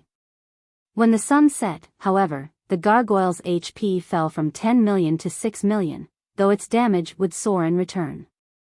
With their team's damage output, if Noya had 10 million HP, they could defeat the Great Lord within the demon-suppressing barrier's duration. So, they could only give the 6 million HP Noya a try. Also, the longer Noya fought at night, the higher its damage became. Hence, they had chosen to challenge Noya near twilight. Only, the Great Lord's damage scaling exceeded their initial estimations. Damn! Its damage is increasing far too quickly. The leading elementalist glanced at his own remaining mana. At most, the demon-suppressing barrier would last a few more minutes.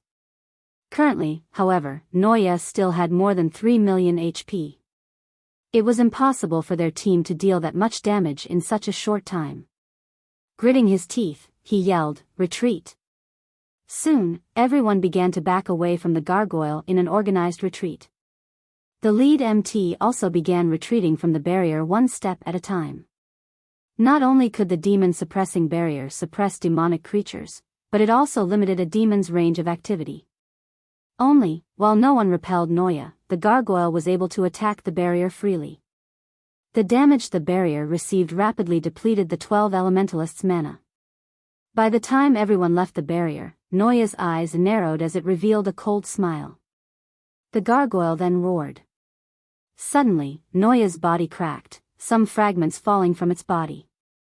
These fragments then transformed into more than a dozen miniature Noyas that were as tall as a normal person. However, these miniature Noyas were no trivial monsters. Although each only had 200,000 HP, they were all level 40 chieftain-ranked monsters. Immediately, these monsters bombarded the demon-suppressing barrier with attacks, and in just 5 seconds, the 12 elementalists lost their remaining mana. As a result, the demon-suppressing barrier crumbled. These Lord-ranked Noyas then spread their wings, soaring into the air as they chased after the withdrawing players. For monsters capable of flight, it was child's play to chase players who fled on foot. After a short moment, the gargoyles caught up to the escaping players of District 1, engaging in a skirmish. With one attack, these miniature Noyas dealt over minus 3,000 damage to the team's MTs. As for those who weren't plate armor classes, most were instantly killed. These miniature Noyas' damage practically rivaled Lord-ranked monsters. Damn! They're just chieftains. Why are their attacks so powerful? A guardian knight shouted, complaining as he was beaten to death by 3 miniature Noyas. Not even the team's healers could keep him alive. In just a moment, the team of 100 lost 7 of its members. Meanwhile, the Great Lord Noya simply remained in front of the massive stone gate, protecting the chapter of darkness while watching the members of District 1 die one by one. If a team of 100 had to face over a dozen chieftains, each with an attack power that could rival a Lord-ranked monster, the team had no chance of survival. This Great Lord is really powerful. It also knows the split skill. With this skill, there is no point in fighting a rotational battle. Feng, who had been watching the battle from a short distance away, silently clicked his tongue. Split was a skill that allowed a monster to split into many weaker versions of itself. If players did not kill these doppelgangers in time, these doppelgangers would become nutrients for the main body, recovering large amounts of HP. It was one of the most annoying skills a boss could possess. If a great lord like Noya possessed this skill, a rotational battle would be useless. It was simply impossible for a team of 100 players to defeat so many chieftains in time. No matter how many players a team swapped, the result would not change. However, Split was not without a weakness. After using Split, Noya's main form would not be able to attack, making it a perfect chance to damage the Great Lord. However, the raid team needed to be able to annihilate all the doppelgangers in time. Otherwise, there was no point in attacking the main body, as Noya could recover the lost HP by absorbing its doppelgangers. Now that Noya's doppelgangers were chasing District 1's players, Shifeng dashed towards the Grey Barrier. Despicable human. You dare think of stealing the Chapter of Darkness? Noya bellowed as it discovered Shifeng standing before the Grey Barrier. Shifeng responded to the Great Lord with a sideways glance that said, "What can you do to me?" Following which, Shifeng ignored Noya as he began attacking the Grey Barrier. At this moment, Noya could only watch helplessly. As long as its doppelgangers were still alive, Noya's main body was unable to move or attack. This was the rule of the Split skill, and not even a Great Lord could break this rule. As Shifeng swung the Abyssal blade, multiple silver blades of light that could cut even space itself bombarded the Grey Barrier. Boom! Boom! Boom! After over a dozen consecutive hits, cracks began to appear on the Grey Barrier. Unfortunately, these cracks began healing at a rate visible to the naked eye, taking only moments to disappear. Interesting. Shifeng's eyes glowed. Immediately, Shifeng launched a fierce assault on the barrier, his attack rate continuously increasing. There were two methods to break a barrier. One was through deciphering, while the other was through brute force. However, the latter method required a very high strength. Without having a certain amount of strength, all attacks against the barrier would be useless. It was simply impossible for players at Shifeng's level to force their way through this Grey Barrier. They could only think of a way to decipher it. However, Shifeng was different. Currently, the Abyssal blade was as strong as an epic weapon. Shifeng also possessed the fragmented legendary ranked Heavenly Dragon's Breath and the epic ranked 7 Luminary's Ring.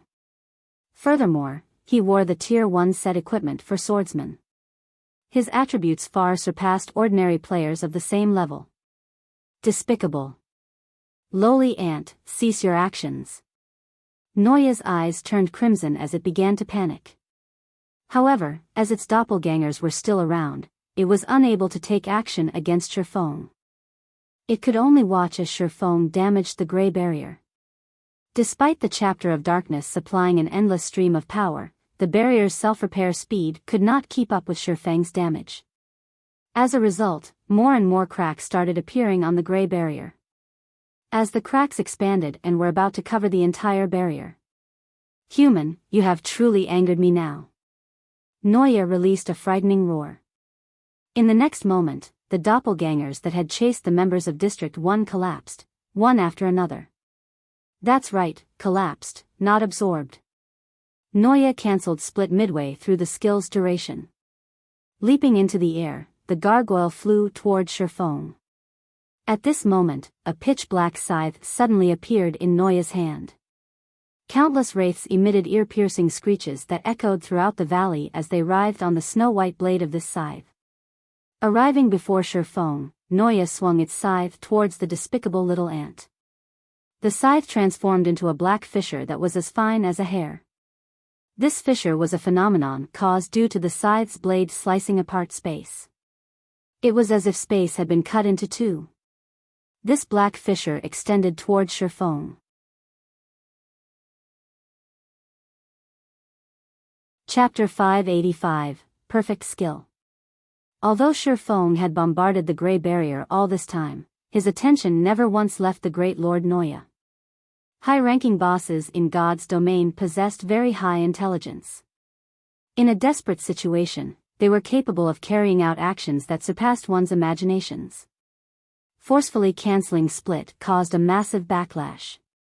Initially, Noya still had over 3 million HP. Now, however, it only had over 2 million HP. Moreover, it was obvious that, overall, the gargoyle had weakened significantly. This great lord is simply insane. Cold sweat slid down Shifeng's back as he looked at the black fissure extending towards him. This move was the Tier 3 taboo skill, Dark Annihilation, and it was a skill known for having the highest single target attack power among all Tier 3 skills. Its might could rival even the Tier 4 skill, Dimensional Slash. It was a frightening skill that could only be dodged, not blocked. However, as Dark Annihilation was a very powerful skill, its user would also receive a strong backlash that would place them in a weakened state for a long time.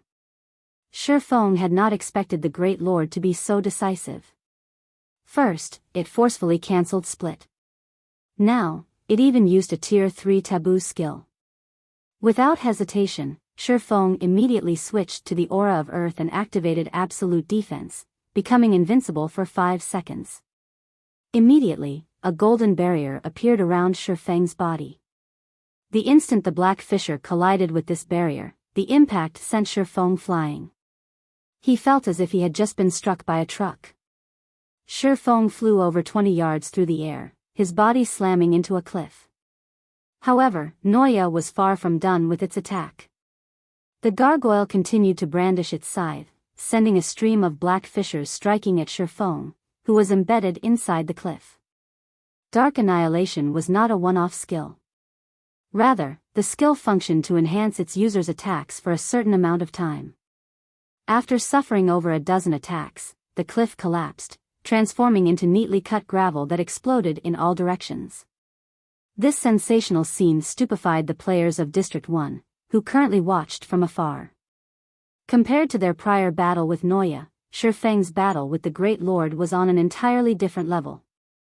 If Noya had used this move against them, it would have wiped them out instantly. They would not have had a chance. Damn! That gargoyle had actually been toying with us. The leading elementalist tightly gripped his staff, feeling humiliated. Leader, this is weird. Why is Noya attacking a cliff instead of us? What's going on here? A level 29 shield warrior asked curiously. Has Noya gone insane? That's not it. I've already used Eagle Eyes to take a look. Noya is currently attacking a swordsman player, a ranger explained. This swordsman sure is dumb. He actually tried to steal the chapter of darkness while we fought Noya.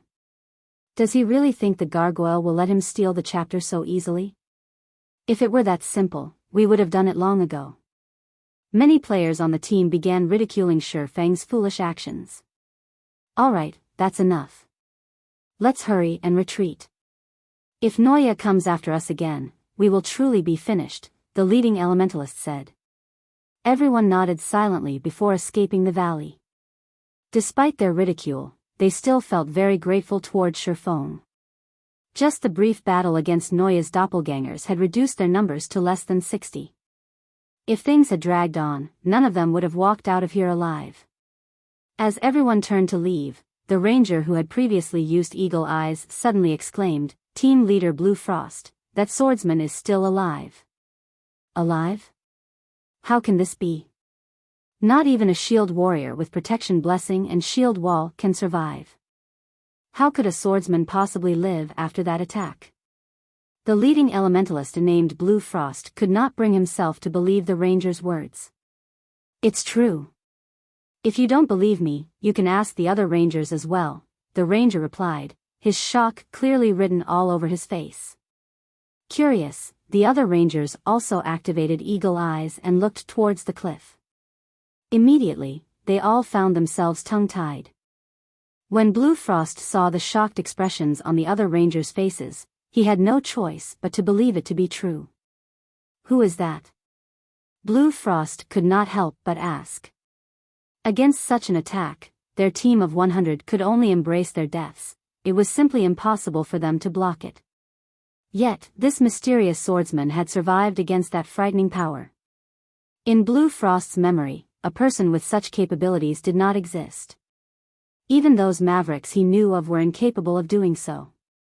At this moment, Shifeng slowly stepped away from the broken cliff, his HP holding steady at 100%. Such frightening power. Shifeng stretched, the bones all over his body cracking and popping. After receiving over a dozen dark annihilation attacks, he felt as if his entire body was about to fall apart. If not for the invincible effect of absolute defense, he would be a dead man by now. In God's domain, attack and defense skills were not absolute. In front of absolute power, even invulnerability was useless. Fortunately, absolute defense was not a skill that current bosses could overcome. If he had chosen to use parry or defensive blade, he would most likely be dead. Seeing Shifeng still alive, Noya's anger burned even brighter. Ignoring its weakened body, the Great Lord swung its scythe towards Shifeng, adamant in reaping the swordsman's life. "You're still not giving up? Do you really think that I won't fight you?" Shifeng frowned. Immediately, he activated Heavenly Dragon's power and blade liberation, jumping up to meet the gargoyle in battle. Even if the Great Lord were in peak condition, Shifeng would still be confident of putting up a good fight. Heavenly Dragon's power increased Shifeng's strength attribute by 100%, and defense and HP by 300%. Immediately, Shifeng's HP broke past 30,000, his defense climbed to more than double that of an MT of the same level. As for blade liberation, when the skill was used on the level 30 Abyssal blade, Shifeng's strength increased by 90%. His agility also increased by 90%. Although Shifeng's body had not changed, the power within him right now resembled that of an ancient beast. The Abyssal blade transformed into a streak of light as it struck the black scythe in Noya's hands. Boom! An explosion shook the air. Shifeng's attack grounded the level 40 Great Lord, forcing the gargoyle to retreat by 2 steps as it landed on the ground. The ground shattered with each step. In contrast, Shifeng managed to land effortlessly. Turning his feet slightly, he dashed towards the Great Lord. After activating Heavenly Dragon's power and blade liberation, Shifeng's mind experienced serenity and clarity like never before. As he arrived before Noya, he activated Purgatory's power, increasing both his attack speed and damage once more. His arm that held onto the Abyssal blade then reflexively used Chop. 3 full silver moons struck Noya's body from 3 different directions. The Abyssal blade instantly pierced Noya's skin, which was harder than steel. The Great Lord released an anguished cry as the force of the attack threw it backward, frightening damages appearing above his head, one after another. -5,540, -8,346, -16,650. The final strike of Chop was even a critical hit. In total, Chop devoured more than 30,000 HP from Noya. System: Chop completion rate 98%, resulting in 160% of skill's effect. Skill proficiency +4. Shifeng broke his previous record. Noya raged. It tried to counterattack, but unfortunately for the Great Lord, Shifeng had long since sensed its intentions. Shifting his body slightly, he easily dodged the gargoyle's claw. He then leaped into the air, tightening his grip on the Abyssal blade. In the next moment, countless arcs of lightning and scorching flames emerged from the Abyssal blade, which then transformed into a meteor that plummeted towards the Great Lord's head. Every movement had been fluid and natural. Shifeng felt as if he had gathered all his strength to a single point, the tip of his sword. The instant he swung the Abyssal blade, he felt incomparable satisfaction. Although Noya tried to defend with its scythe, the spatial suppression of Thunder Flame explosion caused the Great Lord's movements to turn sluggish.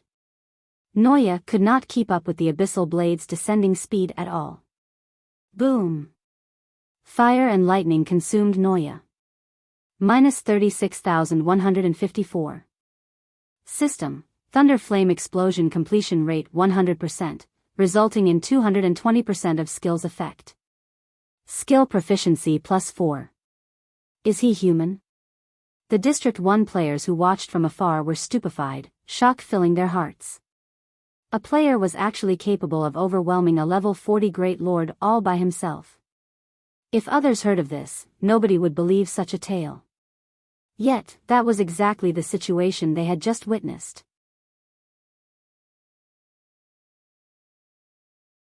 Chapter 586, Creating a Legend. Leader, who is that?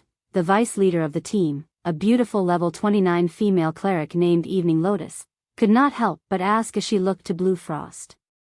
Blue Frost was the number 1 player in District 1. Not only were his combat techniques excellent, but he also possessed plenty of contacts. He knew a lot of experts and even a few rarely seen mavericks.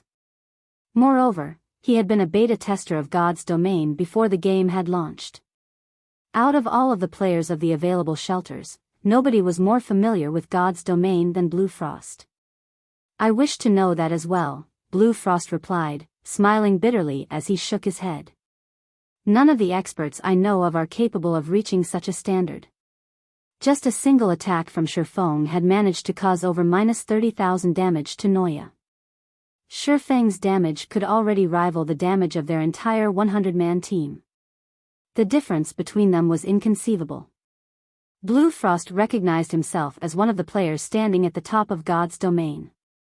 However, after experiencing Shifeng's power, he finally realized that there would always be a sky above the clouds. It would be great if we can befriend him. Such an expert will definitely be one of God's Domain's leading figures in the future. If we can become friends with him, it could massively help our District 1's shelter, Evening Lotus stated. Indeed. If we can recruit such an expert into our shelter, we will become one of the strongest shelters out there. Blue Frost nodded in agreement. Their District 1 was only considered the top shelter in this region. However, that was not the case when they included other regions. Currently, players could only travel to their desired destinations using their own 2 feet. Their range of activities could not extend past a single region. Hence, for now, exchanges between different regions were very inconvenient. However, that story would change once other forms of transportation appeared. When movement between regions became more convenient, more competition would certainly greet them. Naturally, their District 1 would no longer be the strongest shelter. If they had an expert like Shifeng supporting them when such a time arrived, the position of their shelter could rise significantly. Leader, what are we going to do now? Leave? Or, Evening Lotus asked. Currently, Shifeng still fought an intense battle against Noya. If they joined the battlefield now, it would look like they were trying to take advantage of the situation. If that happened, rather than finding friendship with Shifeng, they would become enemies instead. Isn't it obvious? We wait, Blue Frost said very definitively. Wouldn't it be a pity if we lost the chance to befriend such an impressive expert? We have the perfect opportunity to do so right now. Although he is very powerful, he must have used some sort of berserk skill to achieve such strength. Such skills won't have a long duration. Sooner or later, he will have to escape. At that time, if we lend him a helping hand, won't it be easy to get acquainted with him? Evening Lotus nodded in agreement after hearing these words. Mavericks were very arrogant. Normally, they did not bother with people like them. Hence, it was not easy to befriend a maverick. However, if they sacrificed themselves to save Shifeng, even a powerful maverick like him would be willing to get to know them.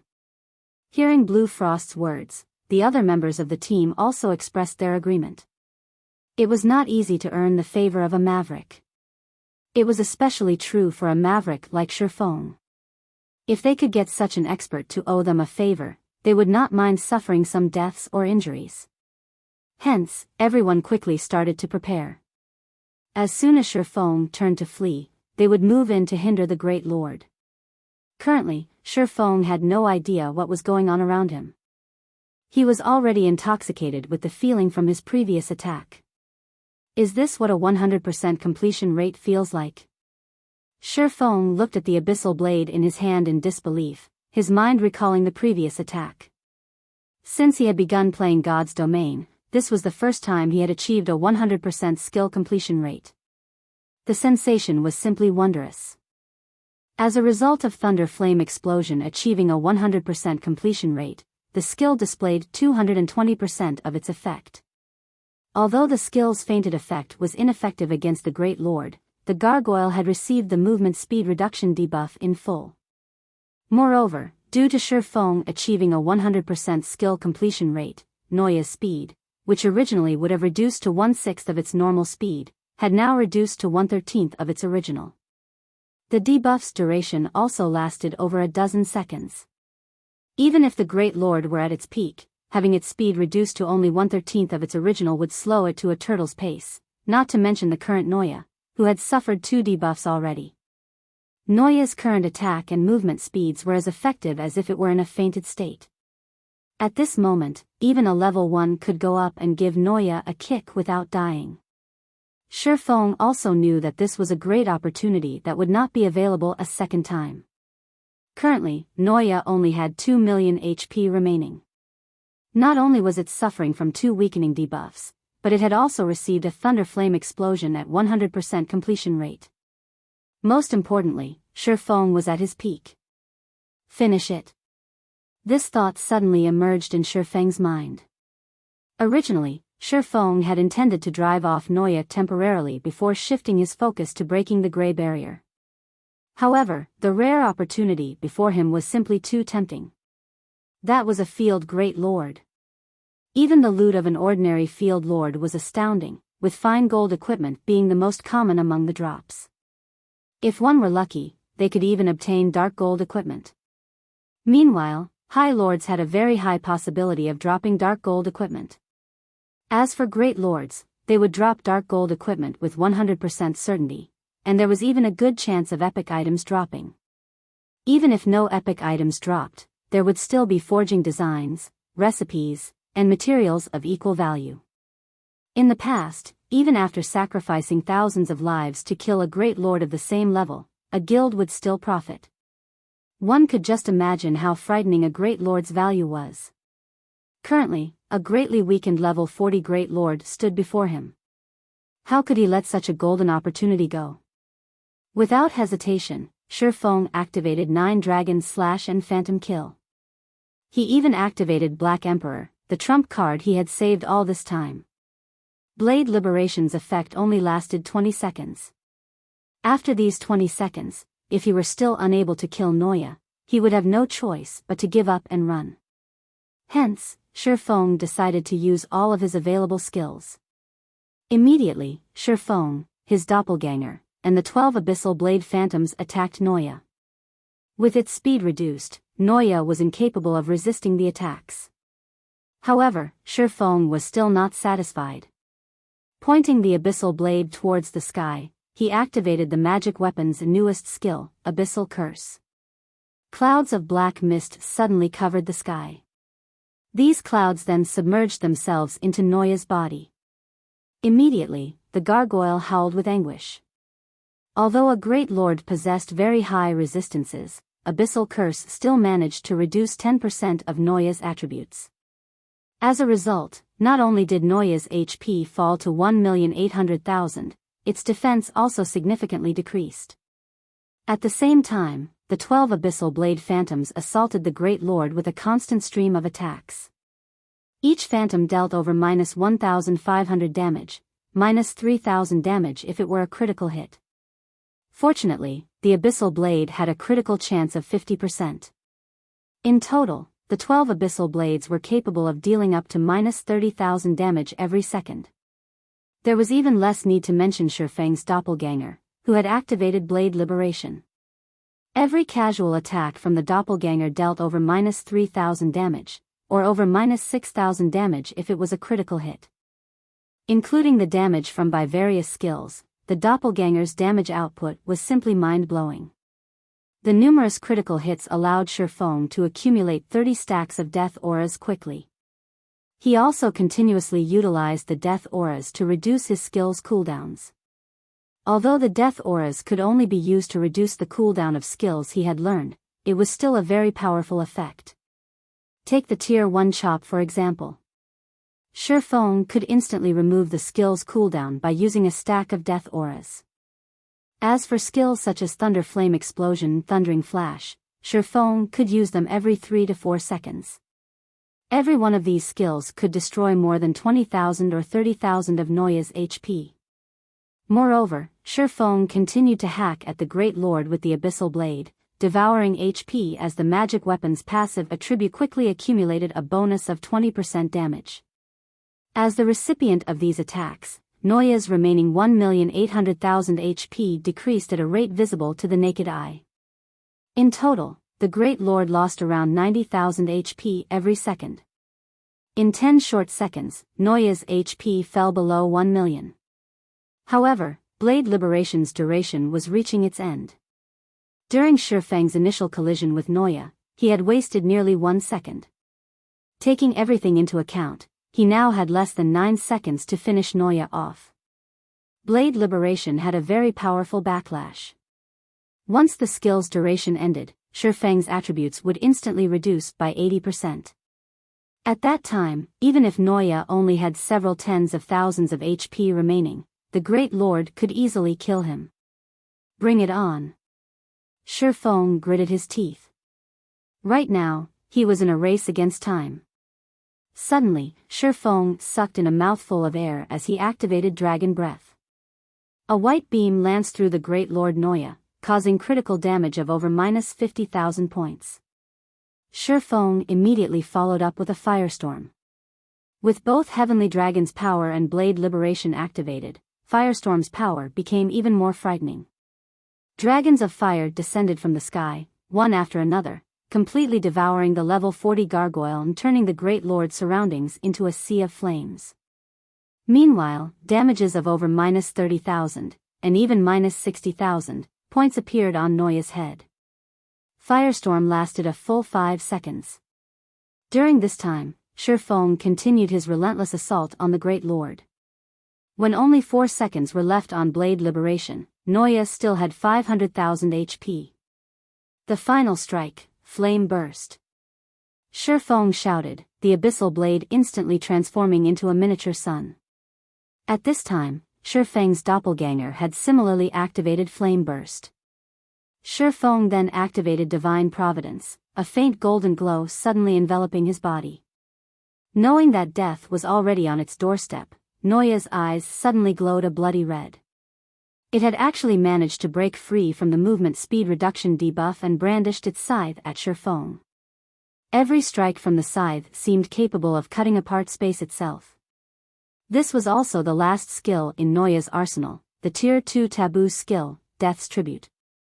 This move was a domain skill, and it was capable of causing horrific amounts of damage to enemies within a certain range. Upon Death's Tribute's activation, the area 50 yards around Noya turned deathly silent. Wraiths and evil spirits began to emerge from the ground. There were also dark blades moving through the area, and anything that came into contact with these blades immediately turned into sand and dirt.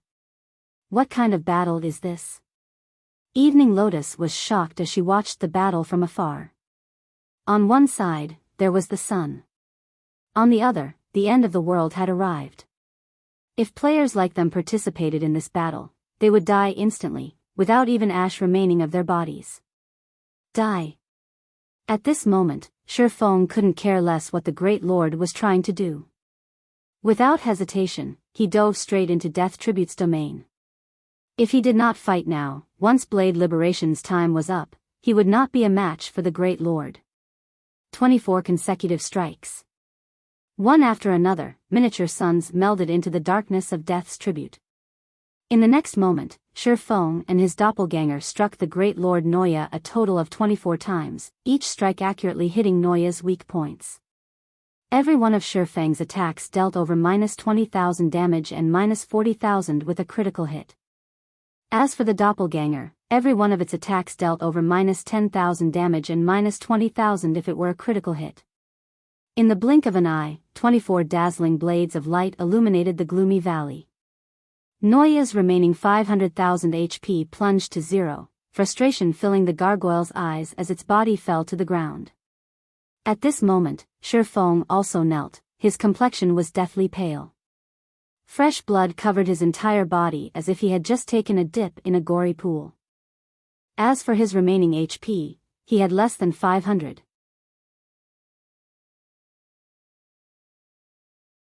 Chapter 587, Frightening Harvest of a Great Lord. He won. Blue Frost and the others, who had waited patiently for the time to save Shifeng, were dumbfounded. They could not bring themselves to believe what their eyes had just witnessed. A single player had actually defeated a level 40 Great Lord. Although they had seen other Mavericks defeat the monsters serving as gatekeepers to new maps, that was in the past. The monsters those Mavericks had gone up against had merely been lords. A Great Lord, on the other hand, was on a completely different level. This fact had been reinforced after they witnessed Noya's ultimate move, Death's Tribute. Everything within 50 yards of the Great Lord had turned into sand and dirt. No living creature could survive in that domain. Isn't that person way too powerful? He actually survived the Great Lord's ultimate move. Just how high are his HP and defense? A level 29 Shield Warrior exclaimed. Back when the Shield Warrior had received Noya's normal attack, despite having activated Shield Wall, he had still received over -4,000 damage. If he had not possessed Shield Wall's 50% damage reduction effect, he would have died on the spot. Shield Warriors and Guardian Knights wielded shields. Not only could one's shield increase a player's defense, but they also possessed a block rate. It was why these two classes could serve as a team's MTs. However, Noya's Death's Tribute was not a normal attack. It was a powerful AoE skill. Yet, Shifeng had still managed to survive after receiving it.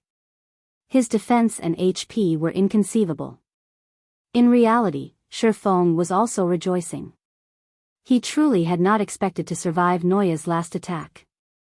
The power of the Tier 2 taboo skill, Death's Tribute, was no joke. Even against a player of the same level, their chances of survival were practically nil. It was the same even if said player was an MT who had activated a life-saving skill. Although Heavenly Dragon's power increased both his defense and HP by 300%, the might of a Tier 2 taboo skill rivaled that of a Tier 3 skill. Defeating a mere Tier 1 player like himself would be child's play for Noya. Even a Tier 2 player would be badly crippled if they managed to survive. With the remaining 30,000 HP he had at the time, he should have had no chance of surviving the ordeal. Shifeng could only think of one reason for his miraculous survival. Magic resistance. Death's Tribute was an attack that combined both physical and magical damage, with magical damage as the main component. Meanwhile, his high magic resistance had negated a large amount of the taboo skill's magical damage, and as a result, allowed him to survive. "Leader, are we still going over to meet him?" Evening Lotus asked after recovering from her stupor. "Yes. Of course, we're going. He has just achieved such a feat, and we are the witnesses of this legend. How can we not go and congratulate him?" At this moment, Blue Frost's eyes were filled with reverence as he looked at Shifeng. To them, a great lord was an immovable mountain. Blue Frost even had yet to hear of anyone throughout God's domain overcoming this mountain. Yet, the man before them had easily scaled it, achieving a miracle that nobody had managed until now. On the other side, Shifeng did not remain idle. After killing Noya, Shifeng's level instantly rose by 1, pushing him to level 33 and allowing him to recover significantly. Immediately after, Shifeng sent a few slashes at the Grey Barrier. Blade Liberation was still in effect, so it was the best chance for him to shatter the barrier around the gate. Previously, before Shifeng had used any of his berserk skills, the Grey Barrier barely defended against Shifeng's attacks. Now, however, it had only taken a few swings to shatter the Grey Barrier. Like a balloon being poked with a needle, the barrier released a pop as it shattered completely. Shifeng then jumped up and retrieved the black slate tablet from the stone gate. "I've finally got it." Shifeng grinned at the Chapter of Darkness that was shrouded in a faint layer of demonic aura. Chapter of Darkness, dark gold rank item. The Chapter of Darkness brims with soul energy. You may pass it to a shelter's caretaker to enhance the shelter's power and activate a portion of the Chapter of Darkness's ability. Shifeng then stored the Chapter of Darkness away with satisfaction. Now that he had obtained the Chapter of Darkness, his task here was finally complete. What's left for him now was to collect the loot from Great Lord Noya. The moment Shi Feng arrived before Noya's body, Blade Liberation's effect ended. Suddenly, his whole body lost strength, and his feet caught air. His attributes sharply reduced by 80% as well. At this moment, he was not even as powerful as an ordinary player. The after-effects of using twofold Berserk Sure is severe. Even my mental power has nearly depleted. Shi Feng suddenly felt a powerful migraine assaulting his head, and all he wanted was to lie down and sleep. If not for the Great Lord's enticing loot, he would have logged out to rest that instant. Noya was as tall as a 3-story building. Despite Shi Feng having activated Divine Providence before killing the gargoyle, a jackpot had not occurred. Loot had not covered the ground around Noya's body at all. On the contrary, Shi Feng only saw 6 items beside Noya's body. Are the monsters in the dark den all so stingy? Shi Feng frowned. If he had killed a great lord outside the dark den, the monster would have dropped a minimum of 10 items. Although Shi Feng had not hoped that Divine Providence would grant him a jackpot from a great lord, was there a need to be this shabby? After all the trouble he went through, he had only obtained 6 items. Shi Feng then picked up one item after another. With each subsequent item Shi Feng picked up, his heart grew increasingly colder. He had only managed to encounter such a heaven-sent opportunity after much difficulty, yet, in the end, this was all he got in return. Out of the 3 items he had already picked up, all 3 were pieces of level 40 dark gold equipment. None of these pieces were even set equipment, not to mention weapons. When Shi Feng collected the 5th item, however, he was suddenly dumbfounded. Teleportation Magic Array Design. When Shi Feng saw this item, he began to have visions of mountains of gold. Players residing in the Dark Den might be unfamiliar with teleportation arrays as their only form of travel was by foot, but to players outside the Dark Den, they were quite familiar with the concept. After all, when players outside the Dark Den travel to faraway maps to grind monsters, they normally use teleportation arrays to save on travel time. However, teleportation arrays could not teleport a player to every corner of God's domain, as a majority of the locations in God's domain did not possess a teleportation array. For such locations, players could only teleport to the nearest map and run the rest of the way.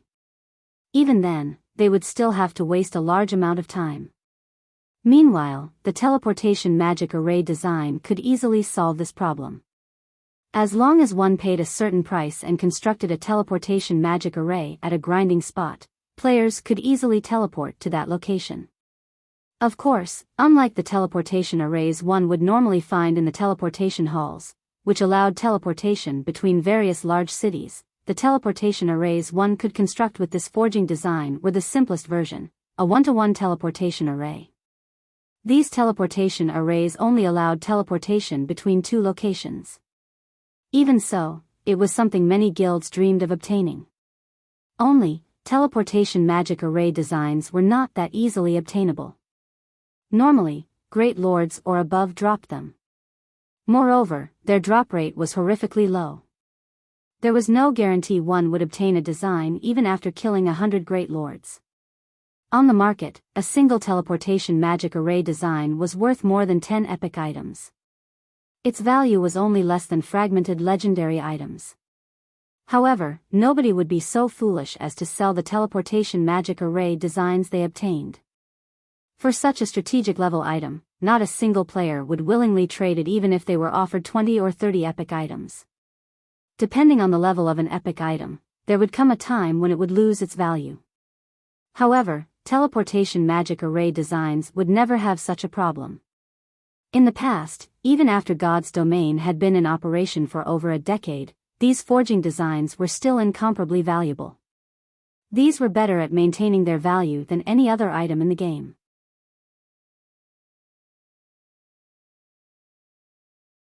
Chapter 588, System Upgrade. My efforts weren't in vain. Shi Feng sighed as he stored the teleportation magic array design. This single forging design made all of his efforts worth it. his trip to the Dark Den had not been wasted at all. While a piece of epic equipment might improve the combat power of a single player, a single teleportation magic array design could improve a guild as a whole. As players reached higher levels, the maps they would journey to would be much farther away from cities.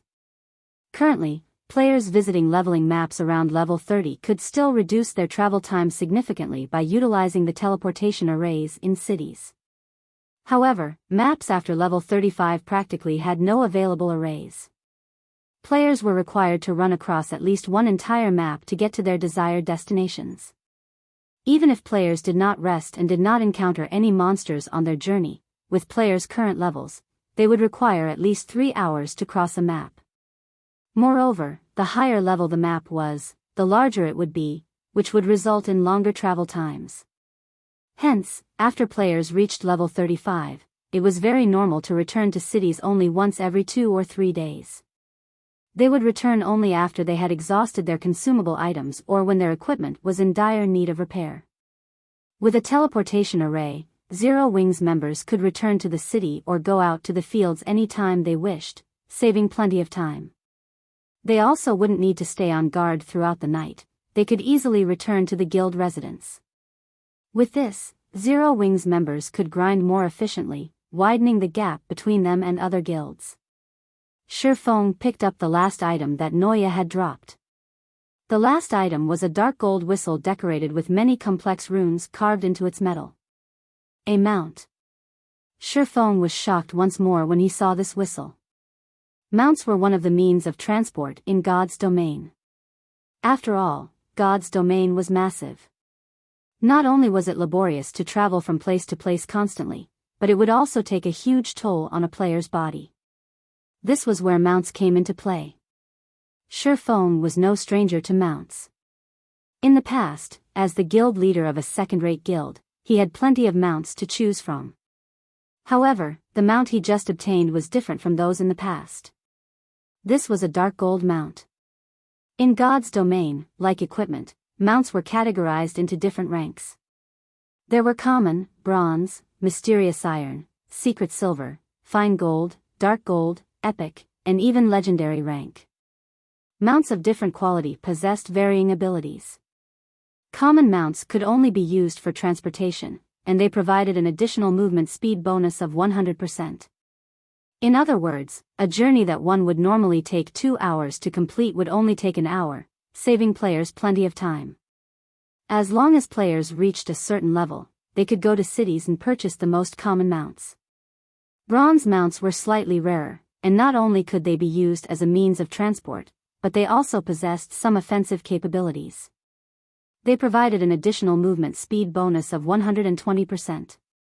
Bronze mounts could not be purchased in cities and were only available through some high-level rare quests, large-scale team dungeons, or when a player's reputation with certain powers reached a specific level. It was extremely difficult for ordinary players to obtain bronze mounts. As for mysterious iron mounts, other than having significant improvements to their offensive capabilities, they could also carry items for players, having the same capacity as a player's mobile bag. The mounts also increased a player's movement speed by 150%. Such mounts could only be obtained through super rare quests or large-scale team dungeons with a low drop rate. Secret silver mounts were extremely rare. Not only did they possess strong offensive capabilities, but they also possessed some special skills that could be used to assist players. They could also carry more items than mysterious iron mounts, and the movement speed bonus they provided was 180%. They were even rarer than multiple pieces of dark gold equipment. Fine gold mounts were as rare as a phoenix feather. Not even the guild leader of a large guild would have one. A fine gold mount strength was the equivalent of a special elites of the same level, and it provided 220% movement speed bonus. A fine gold mount was no less rare than 2 or 3 epic items. Dark gold mounts were even more impressive. The mount itself was already the equivalent of a chieftain of the same level. In addition, it also had special skills that made it even stronger than an ordinary chieftain. As for the movement speed bonus, a dark gold mount provided 280%. In the past, the best mount Shifeng had obtained was fine gold rank. He never expected that he would actually obtain a dark gold mount from killing a single great lord. His luck was inconceivable. Even Grand Lords have an extremely low chance of dropping dark gold mounts. The drop rate from Great Lords should be practically zero. This could be a system reward item for killing this Great Lord Gatekeeper. Shi Feng rejoiced as he examined the dark gold whistle in his hand. In God's domain, players could purchase mounts in cities once they reached level 40. Shi Feng had originally planned to complete some rare quests to obtain a mysterious iron mount once he reached level 40. However, that was no longer necessary. With a dark gold mount, he could move even faster than when he activated Wind Rider. Moreover, Wind Rider had a limited duration, whereas a dark gold mount had no such limitation. In addition, a dark gold mount possessed significant combat power and special skills. Overall, while out in the fields, a dark gold mount was far more useful than an epic item. Unfortunately, it will still be some time before I reach level 40. When Shi Feng thought about how powerful a dark gold mount was, he looked forward to the day he could equip this mount of his. Mounts in God's domain were not static. They could become stronger if nurtured properly. In the beginning, bronze and mysterious iron mounts only possessed combat power equivalent to that of a common monster of the same level. However, through careful nurturing, it was not impossible to raise their combat power to the standard of an elite or special elite. Naturally, dark gold mounts had far greater potential. From the moment they were born, they were already as strong as a chieftain of the same level. After nurturing, they could easily become lords or even high lords. In the past, Shi Feng had seen many wealthy players in upper echelons of first-rate guilds parade their lord-ranked mounts on the streets, attracting shock and awe of many players. Compared to luxury cars in the real world, these mounts were several times more impressive. Lord-ranked monsters were bosses in 20-man team dungeons. If one could ride such a monster, one could just imagine what kind of deterrent it would be. If Shi Feng could nurture his dark gold mount to become a high lord quickly, it would significantly improve his combat power. Just as Shi Feng stored away the dark gold whistle and was about to turn around and leave, the sound of a system notification suddenly rang out by his ear. System announcement: God's domain will be undergoing a system upgrade. The system upgrade will require 10 real-time hours. All players must log out of the game within 10 minutes. Why has the third evolution started so soon? Shi Feng was momentarily speechless. Shouldn't it initiate only after players have conquered the first 100-man team dungeon? Did a team already manage to raid one? In the past, God's domain's third evolution was one that affected the game the most. There were two reasons why Shi Feng had not hurried to raid a 100-man team dungeon all this time. Firstly, he still lacked sufficient strength. Secondly, the impact of the third evolution was simply too massive. It was still not something that he could take advantage of at the moment. That's not right. It still shouldn't be possible for anyone to raid a 100-man team dungeon yet. The precondition for doing so is to have all players reach level 30, attain their Tier 1 classes, and achieve peak combat power of a Tier 1 class. However, even with these conditions fulfilled, the success rate of clearing a 100-man team dungeon is no more than 20%. At the very least, a team needed to be fully geared with the set equipment from the 50-man team dungeons to have even a 30% to 40% success rate. Shi Feng shook his head, immediately denying this possibility. Currently, all of the various large guilds were still trying to conquer 50-man team dungeons. How could they possibly have raided a 100-man team dungeon successfully? Shi Feng had to admit that the system evolution this time would greatly impact his plans.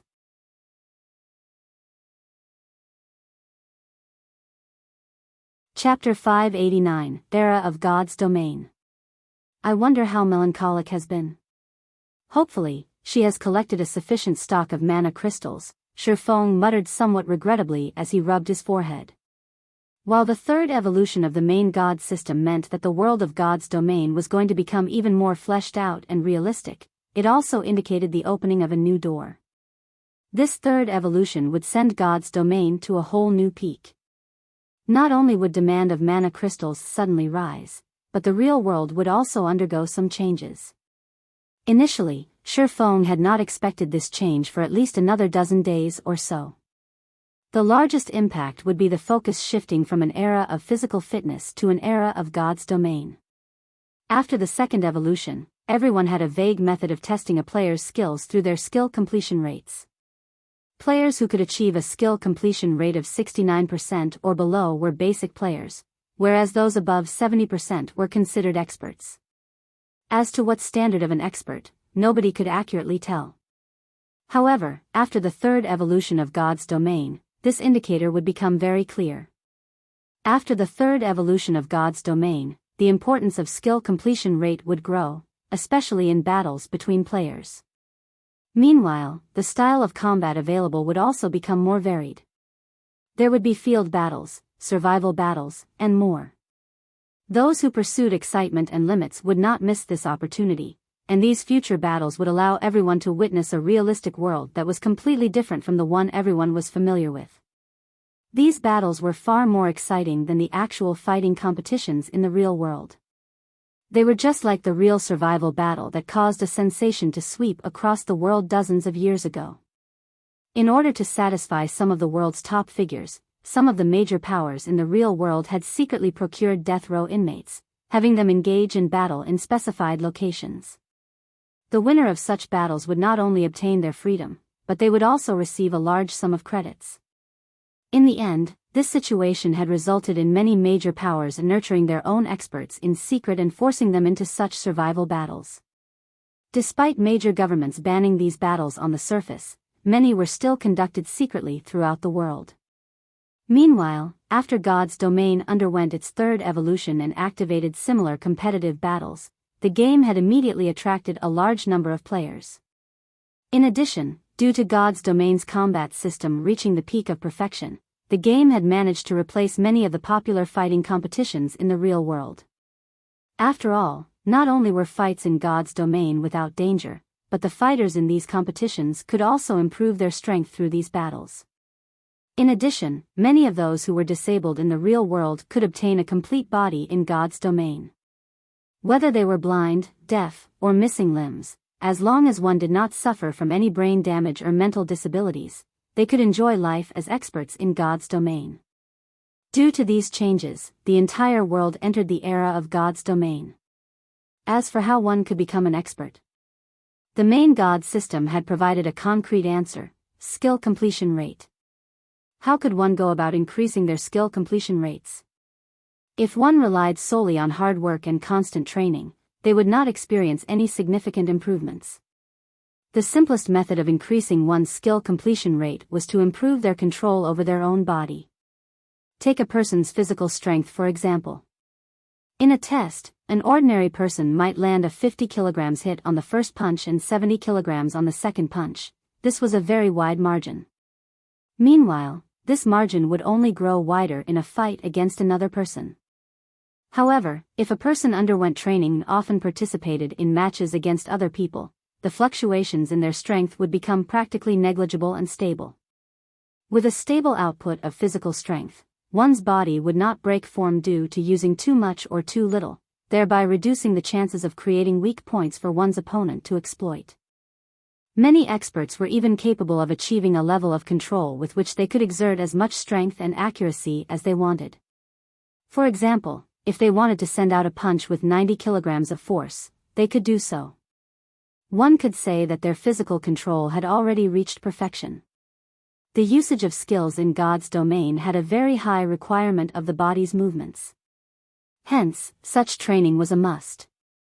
As a result, many people began to study martial arts, learning how to control their bodies more efficiently.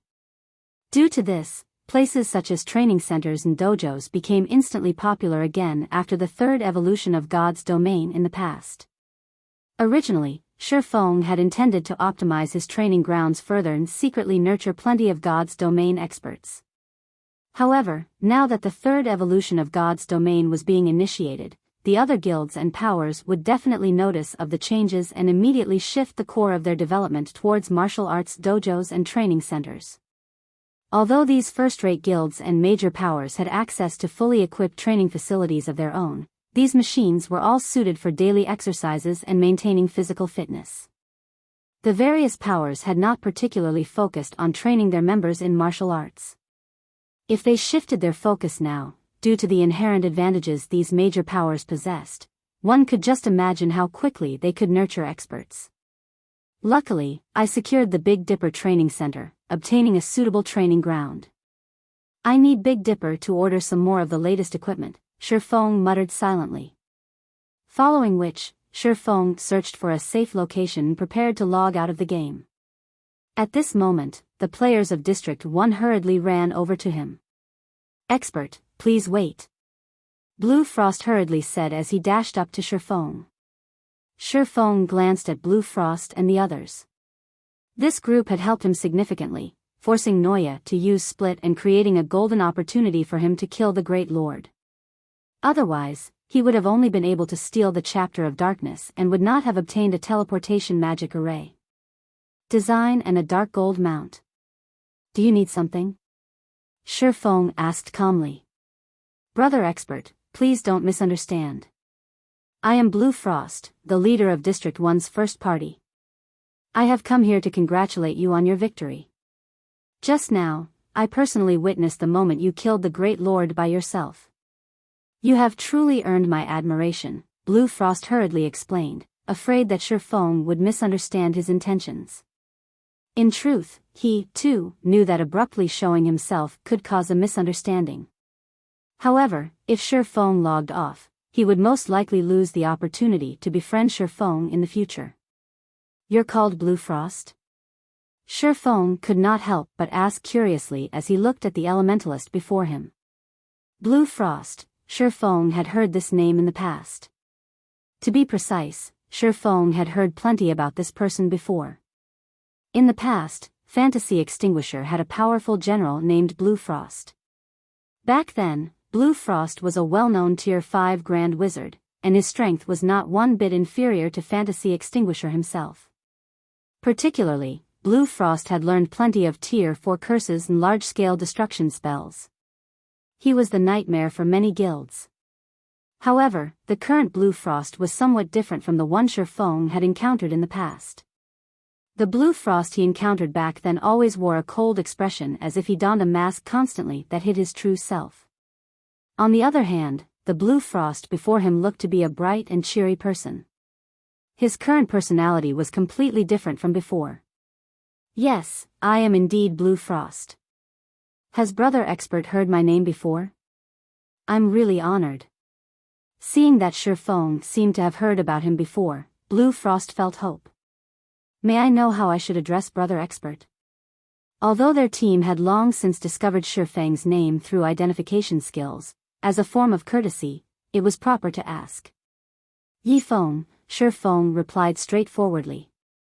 "The fact that I was able to kill the Great Lord Noya is largely due to Brother Blue Frost's team forcing Noya to use Split. Otherwise, if Noya had not weakened itself by canceling the skill, I would have had no chance of defeating it. No. It is because Brother Yifeng is awesome. If not for Brother Yifeng, our entire team would have been wiped out. If you don't mind, why don't we go get a drink? My treat. Our District 1's 100-berry wine is unmatched." Shifeng involuntarily swallowed a mouthful of saliva when he heard Blue Frost mention the 100-berry wine. This beverage was one of God's domain's extremely famous wines. However, it was rare, and its source was unknown to everyone but its supplier. Even Shifeng had only tasted the wine twice in the past. He never expected that the 100-berry wine actually came from the Dark Denver.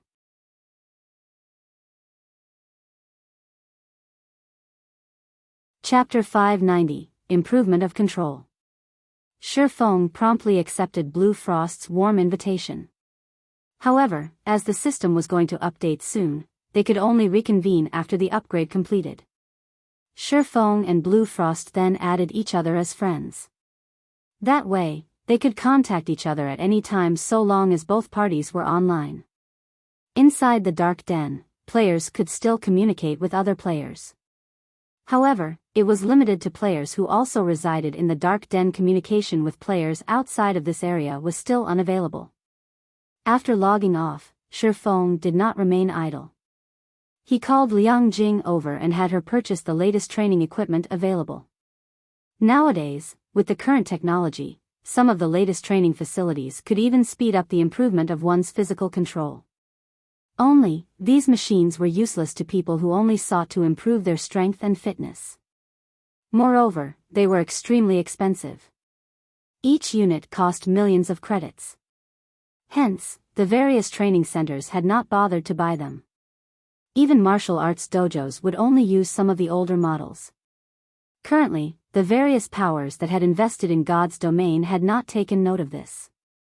If Shi Feng did not purchase these facilities now, it would not be as easy to do so in the future. It was the same case with the virtual gaming cabins. Master Shi Feng, the volume you wish to purchase is simply too large. The funds required to do so exceed your allocated budget. I will have to report this to the board of directors and ask them to approve your request. Liang Jing contained her shock when she heard that Shi Feng wanted to buy over a dozen of the latest training machines. These training machines were meant to correct the way a person used and exerted their power with the help of AI. They also had various other functions available. Meanwhile, each unit cost 2 million credits. They were extremely expensive, and practically nobody would willingly buy them. Yet, Shi Feng actually wanted her to purchase over a dozen units. This was simply a huge waste of money. There is no need to report to the board of directors. I'm buying these machines with my own money. You just need to find a fair seller and negotiate a price for me, Shi Feng laughed. When Liang Jing heard that Shi Feng intended to buy so many training machines with his own funds, her little mouth involuntarily parted as she became dazed for quite some time. She knew Shi Feng's background.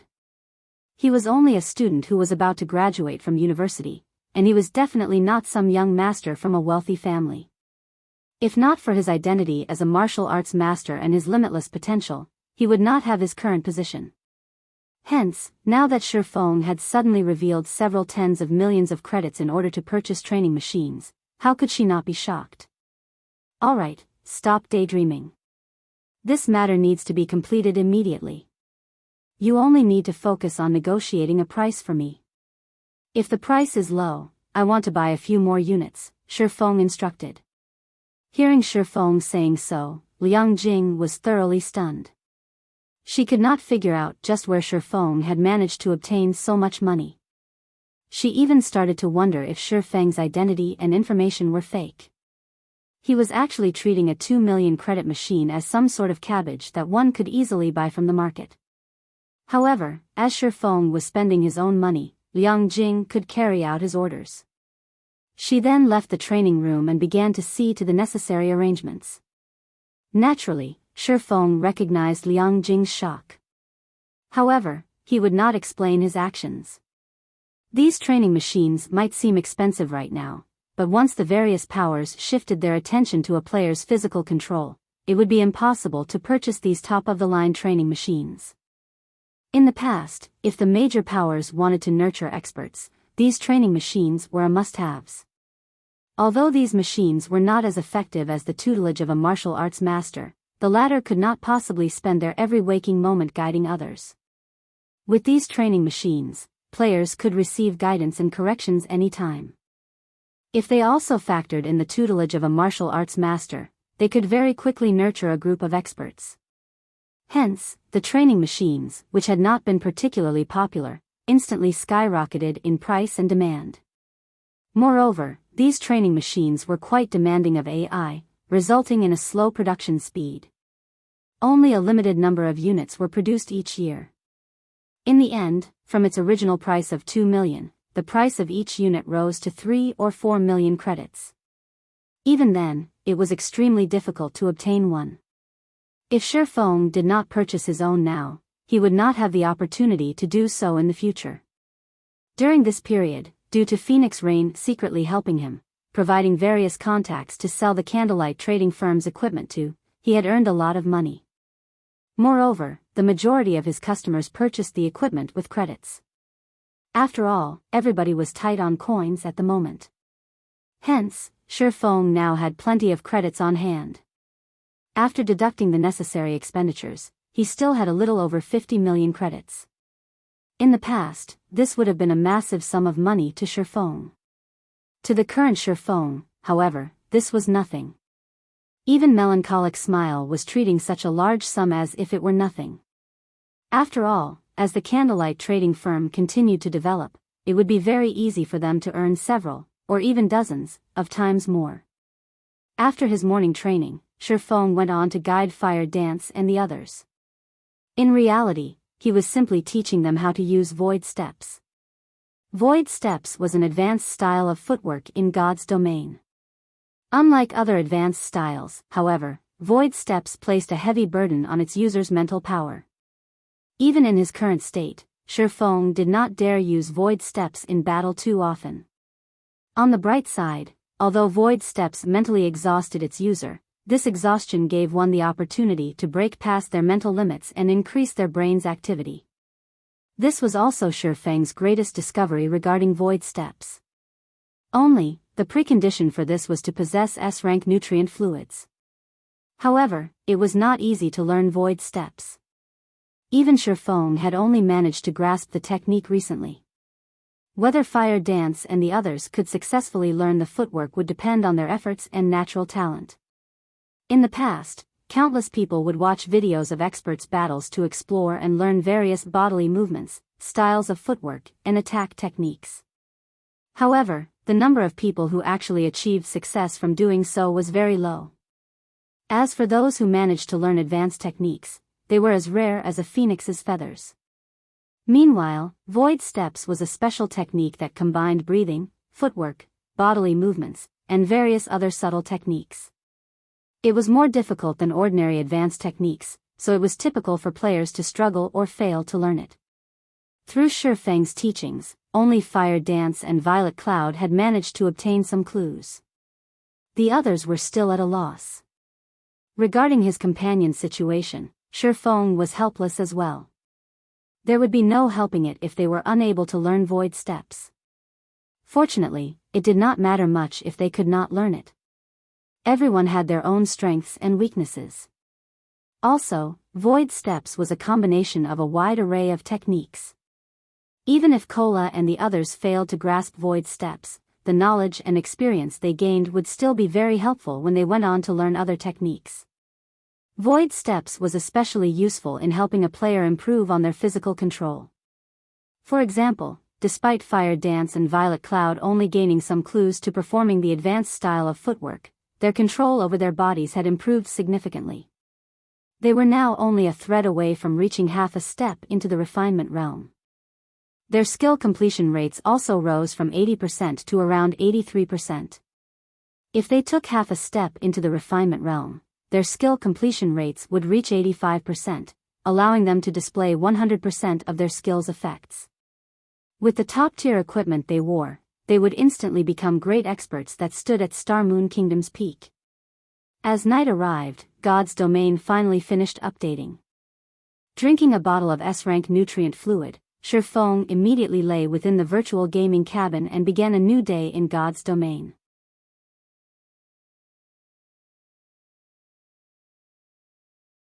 Chapter 591, New Changes. Just after Shifeng came online, he suddenly felt his body grow heavier. It's been quite some time since I experienced the gravitational system.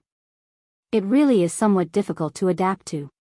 Shifeng stretched and absorbed the sights, sounds, and smells of his surroundings. Based on what his senses experienced, the gravity in this region should be around 1.5 times that of normal gravity. After God's domain evolved the third time, combat and environmental effects in the game had been optimized. Not only could players detect changes in temperature more acutely, but depending on the region one was in, they would also experience a gravitational shift. This change would easily throw players off balance, particularly in battle. This gravitational shift would significantly impact a player's display of their combat power. A weapon that initially weighed 5 kilograms might become lighter or heavier depending on the area's gravity. It would cause players, who had already grown accustomed to the weight of their weapons, to feel uncomfortable. This would cause deviations when these players activated their skills, resulting in significant declines in skill completion rates. Shortly after Shifeng logged into the game, the members of District 1 also began to load into the game, one after another. What's going on? Why do I suddenly feel sluggish? A shield warrior very quickly discovered that something was amiss. It's true. It feels somewhat awkward when I try to swing my great sword. A berserker on the same team clearly felt the problem with his body as well. Although the other classes were similarly affected, the impact to their performance was not as significant as it was for the plate armor classes. The gravity must have changed. As one of the top-tier experts in District 1, Blue Frost immediately pinpointed the cause of their current predicament. Since gravity has changed, let's not move unnecessarily for now. We'll leave this place after we adapt. Everyone else on the team suddenly understood upon hearing Blue Frost's words, and they began to familiarize themselves with their new weight. Currently, it was still nighttime in the dark Denver. There were a lot of monsters hunting for food in the fields. Although Shifeng and the others had logged into the game in a safe location, a pack of level 40 elite-ranked demonic light jackals quickly discovered them. These light jackals maneuvered their way through the forest swiftly, rapidly approaching Shifeng and the District 1 team. Not good. A pack of jackals is approaching, a ranger with sharp senses shouted. Demonic light jackals were this area's tyrants. At night, these monsters usually moved in packs of 7 to 10. Moreover, a chieftain and multiple special elites usually led these packs. Facing such a group of monsters was normally extremely difficult. Even death was a possibility.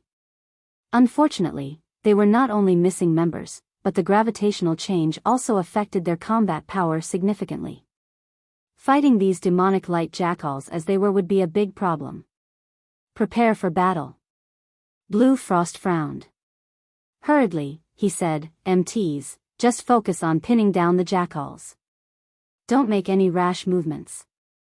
The team from District 1 had not yet fully adapted to the gravitational shift. This sudden change greatly affected the plate armor classes in particular, and it would be quite challenging for them to serve as reliable combatants. The team could only rely on the magical classes for now. Yes, sir. Under Blue Frost's command, everyone on the team fell into formation, prepared to welcome the approaching battle. Sure enough, after the team took up their positions, demonic light jackals began to emerge from the dark forest, one after another.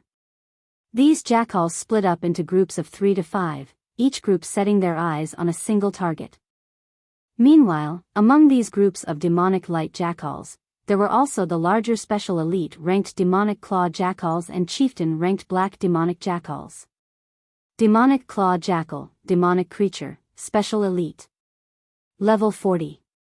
HP 360,000/360,000. Black demonic jackal, demonic creature, chieftain rank. Level 40. HP 1,000,000/1,000,000. Our luck is really bad. There are 8 demonic claw jackals and 2 black demonic jackals in this group. Evening Lotus's expression turned grim when she saw the pack of jackals. Are there 2 packs here? Normally, each pack only had 1 chieftain and 3 to 5 special elites. Now, the numbers had doubled. All elementalists, use Ice Wall. Try to split them up as much as possible and don't give them any chances to use group tactics. This was not the first time Blue Frost had fought these jackals, so he was very familiar with their attack methods. Upon receiving the command, the dozen or so elementalists in the team began chanting incantations, casting ice walls in an attempt to separate the jackals. Even if they could not separate them, they could still slow their movement speed should the jackals attempt to gang up on a player. Ayo! The 2 black demonic jackals howled. Suddenly, the 80+ demonic light jackals began to take action. Under the command of the black demonic jackals, the demonic light jackals split into 2 groups. More than 30 mounted a frontal attack, while the remaining 50+ rounded to the side for a pincer attack. Damn! 4 of the demonic light jackals launched themselves towards one of the level 29 shield warriors simultaneously. Although he tried to defend himself with his shield, due to the change in gravity, his movements were somewhat slow. As a result, he suffered the bites of all 4 jackals, instantly losing more than half of his HP. The other melee players faced similar situations. Only the magical classes standing in the center of the team had an easier time. What's up with these jackals? Are they actually players in disguise? After fighting for some time, everyone quickly discovered that something was off. The demonic light jackals had actually torn a small hole in their formation, and the moment they did, the demonic claw jackals and black demonic jackals charged through that hole, dashing towards the team's healers. Using Fierce Gale, one of the black demonic jackals instantly arrived before a Tier 1 oracle. Before this oracle could use mantra resist, the chieftain's attack sent him flying, his body transforming into particles of light. Something's wrong. These monsters have become smarter. Melees, hold them off as much as possible. We're retreating immediately. Blue Frost's complexion paled. Even a fool could tell that these monsters had changed. In the past, while players had pinned them down, these jackals had not bothered the healers in the rear line at all. Now, the chieftain and special elite ranked jackals sent their underlings to keep the MTs busy, whereas they set their sights on the team's healers. To player teams, this sudden transformation was fatal. At this moment, one demonic light jackal had managed to locate a gap and pounced on Shifeng. Demonic light jackal, demonic creature, elite rank. Level 40. HP 140,000/140,000. Just as this elite jackal's glistening claws were about to sink into Shifeng's back, he suddenly took half a step to his left and tilted his body. As the jackal's claws glided past Shifeng, the elite monster exposed its body. The demonic light jackal was as tall as a player, and pitch-black fur covered its entire body. There was also a horn on top of its head. Even if a player wore a mysterious iron breastplate, this horn could still easily penetrate the armor, breaking through the player's defense. These jackals were natural-born killers of the night. Shifeng then unsheathed the abyssal blade, sending a Tier 1 chop at the jackal before him. 3 silver moons bloomed from the demonic light jackal's body. Immediately, the elite monster released an agonizing scream. Its body then slammed into a massive tree, frightening damages of -3,076, -4,622, and -9,254 appearing above its head. System: chop completion rate 92%, resulting in 125% of skill's effect. Skill proficiency +4. With just one skill, the demonic light jackal lost over 12% of its HP. Sure enough, the 1.5 times of gravity has caused my completion rate to drop significantly. Shifeng frowned, disappointed with his attack. As for the increase in these monsters' intelligence, Shifeng was not one bit surprised. As God's domain evolved, the monsters in the game would grow increasingly smarter. Currently, these jackals were only targeting the healers of a team. In the future, they would target the team's commander instead.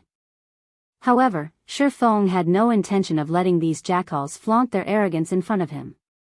Adjusting his footwork, he transformed into a shadow as he dashed towards a level 40 black demonic jackal.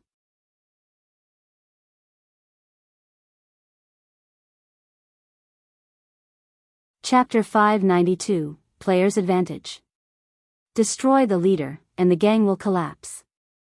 This was a law of the war. The elite-ranked demonic light jackals were like soldiers on a battlefield. The chieftain-ranked black demonic jackals directed their actions completely. Hence, as long as Shifeng could defeat the black demonic jackals quickly, this pack's fierce assault would crumble. However, taking out the enemy commander in a field battle was a most difficult task. As a chieftain-ranked monster, beyond being the strongest among this pack of jackals, the black demonic jackal's sensitivity towards danger was also the highest. While Shifeng was still some distance behind one of the 2 level 40 black demonic jackals, the chieftain had already noticed Shifeng's presence. Immediately, it stopped attacking the District 1 healers and turned to face Shifeng. Baring its sharp fangs, the black demonic jackal released a low growl, seemingly issuing a command. After this black demonic jackal's growl, two of the nearby special elite-ranked demonic claw jackals moved to stand before the chieftain. The two jackals then pounced on Shifeng, brandishing their claws at the swordsman. The players a short distance away were stupefied when they witnessed the attack. In the past, these jackals had been bloodthirsty and reckless monsters. Back then, the chieftain-ranked black demonic jackal would usually be the first to dive into battle, tearing its enemies apart, yet, now, it called upon its underlings to serve as its guards while the chieftain itself continued massacring their team's healers. Even an elite party of the same level would struggle against two demonic claw jackals with 360,000 HP, not to mention current players that were of much lower level than these jackals. Players could only rely on equipment with the ignore level attribute to have a fighting chance. Brother Yifeng, let me help you. Noticing the importance of killing the black demonic jackals as well, Blue Frost led two parties over to assist Shifeng. No. You guys handle these two special elites. I'll deal with the two black demonic jackals, Shifeng immediately countered. Under normal circumstances, with the strength of the District 1 members, a single party would be more than enough to deal with one black demonic jackal. However, due to the gravitational shift affecting their combat power, they would most likely require a very long time to defeat just one black demonic jackal. Hence, it would be far more efficient for these parties to deal with the demonic claw jackals first. But there are two black demonic jackals, Blue Frost said, slightly worried. However, when he recalled how Shifeng had defeated a great lord by himself, even if the gravitational shift affected the Maverick's combat power, he should have no problem pinning down two black demonic jackals. Immediately, Blue Frost said gratefully, I'll have to trouble Brother Yifeng, then. Blue Frost then led his two parties to deal with the two demonic claw jackals. Using the footwork for void steps, Shifeng instantly disappeared. Even the special elite-ranked jackals lost sight of him, surprise coloring their expressions as they searched for the swordsman. However, no matter how hard they tried, they simply could not discover any trace of Shifeng. What kind of skill is this? Don't tell me the swordsman class can actually turn invisible, the female cleric, Evening Lotus, stated in surprise. No, that's not a skill. Invisibility skills have a slight activation delay. Even an assassin's vanish skill is no exception to this rule. He must have used some sort of technique. Blue Frost was very knowledgeable, so he quickly realized that void steps was not a skill available in the game, but a technique. However, this technique is truly amazing. The Mavericks I've seen before have only wielded techniques that increase their attack or dodging speeds. This is the first time I have seen a technique that allows its user to vanish from everyone's sight. Both shock and admiration filled Blue Frost when he saw Shifeng's void steps. Such a technique was practically a life-saving skill. Whether the technique was used to escape or assassinate, it could yield miraculous effects. With such strength and techniques, he is definitely not someone we should provoke or make an enemy of. At this moment, Blue Frost rejoiced over the fact that he had befriended Shifeng and had not become enemies with him. Otherwise, the consequences would be unimaginable. Shortly after Shifeng disappeared, the nearby black demonic jackal howled painfully. Ayo! The black demonic jackal called out for the other black demonic jackal to help as it glowered at Shifeng, who had suddenly appeared beside it. At this moment, there was also a hint of fear within its eyes. Shifeng had suddenly appeared by its side, his sword easily cutting through its iron-like skin, leaving behind a very long gash. The wound still bled. Although its defense is not as high as the dark magic serpent, its reaction speed is truly frightening. It actually managed to react the instant I stopped using void steps. Shifeng was quite surprised as he observed the black demonic jackal's wound. Although there was a wide slice across the chieftain's body, the wound was not particularly deep. It would not affect the monster's mobility. After the third evolution of God's domain, not only had the gravitational system appear, but the monster combat system had also changed, making battles against monsters even more realistic. This also created a new weakness. In the past, monsters would only lose some HP after being wounded. Even when their vital points had been struck, the attack would only deal a little more damage than usual. Their movements had not been affected whatsoever.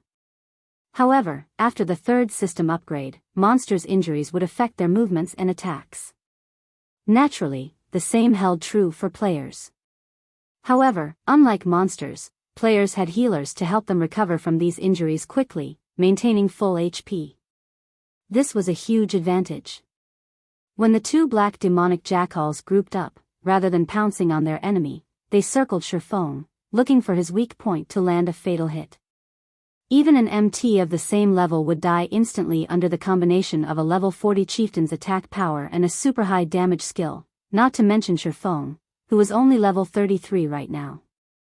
The black demonic jackals were precisely chieftains with such skills. Unlike the dark magic serpent, which utilized its vicious venom skill to exhaust its enemies to death, the black demonic jackals used the horn on their heads to tear apart all enemies before them.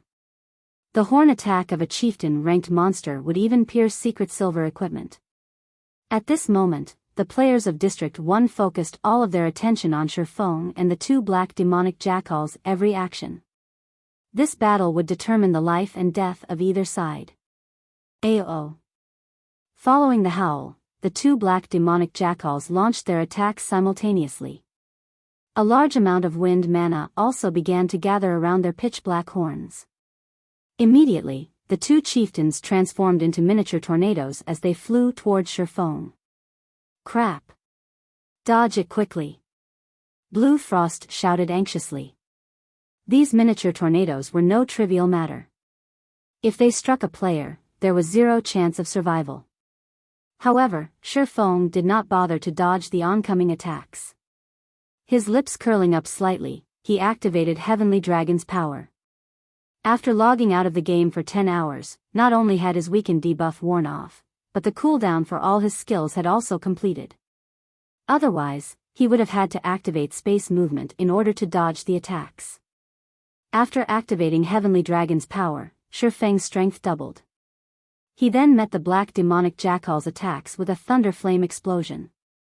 System: Thunder Flame explosion completion rate 91%, resulting in 120% of skill's effect. Skill proficiency +4. Although his completion rate was significantly lower than before, 120% of the skill's effect was still impressive. The Tier 1 Thunder Flame explosion's effective range of 10 yards immediately increased to 12 yards. When lightning and fire made contact with the two black demonic jackals, the two chieftains' movement speed immediately and sharply dropped, becoming only 1/7 of their initial attribute. As a result, Shifeng easily dodged the two oncoming miniature tornadoes. With a speed reduction of nearly 8 seconds, the two chieftain-ranked jackals could only receive a one-sided beating from Shifeng. During these 8 seconds, each black demonic jackal lost roughly 10% of their HP. Just as the movement speed reduction debuff was about to wear out, Shifeng swung the Abyssal blade and summoned his doppelganger. The doppelganger then followed up with its own Thunder Flame explosion, instantly devouring over 10,000 HP from both chieftains and reducing their movement speeds once more. With the doppelganger assisting him with dealing damage, Shifeng's total damage output nearly doubled. Shifeng and his doppelganger then each fought one black demonic chieftain, significantly reducing the difficulty of the fight. Thundering Flash, Earth Splitter, Skywheel Sword, Firestorm, Flame Burst.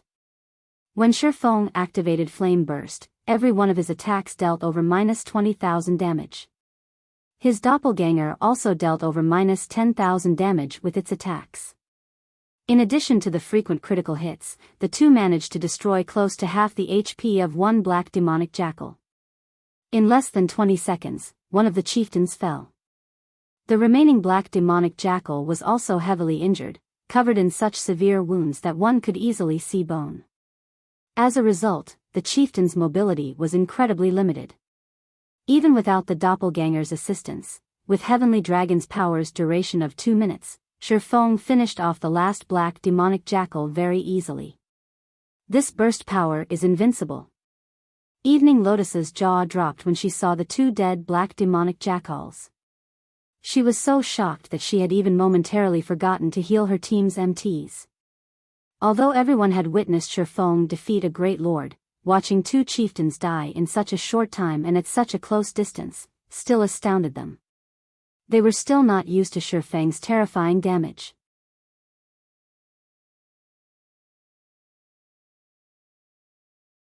Chapter 593, Promising Newcomer. When the two chieftain-ranked black demonic jackals died, the entire pack suddenly fell into chaos, their attacks becoming monotonous. Moreover, after such a long battle, every jackal had received some form of injury. Those that were heavily injured had even lost a detrimental amount of mobility.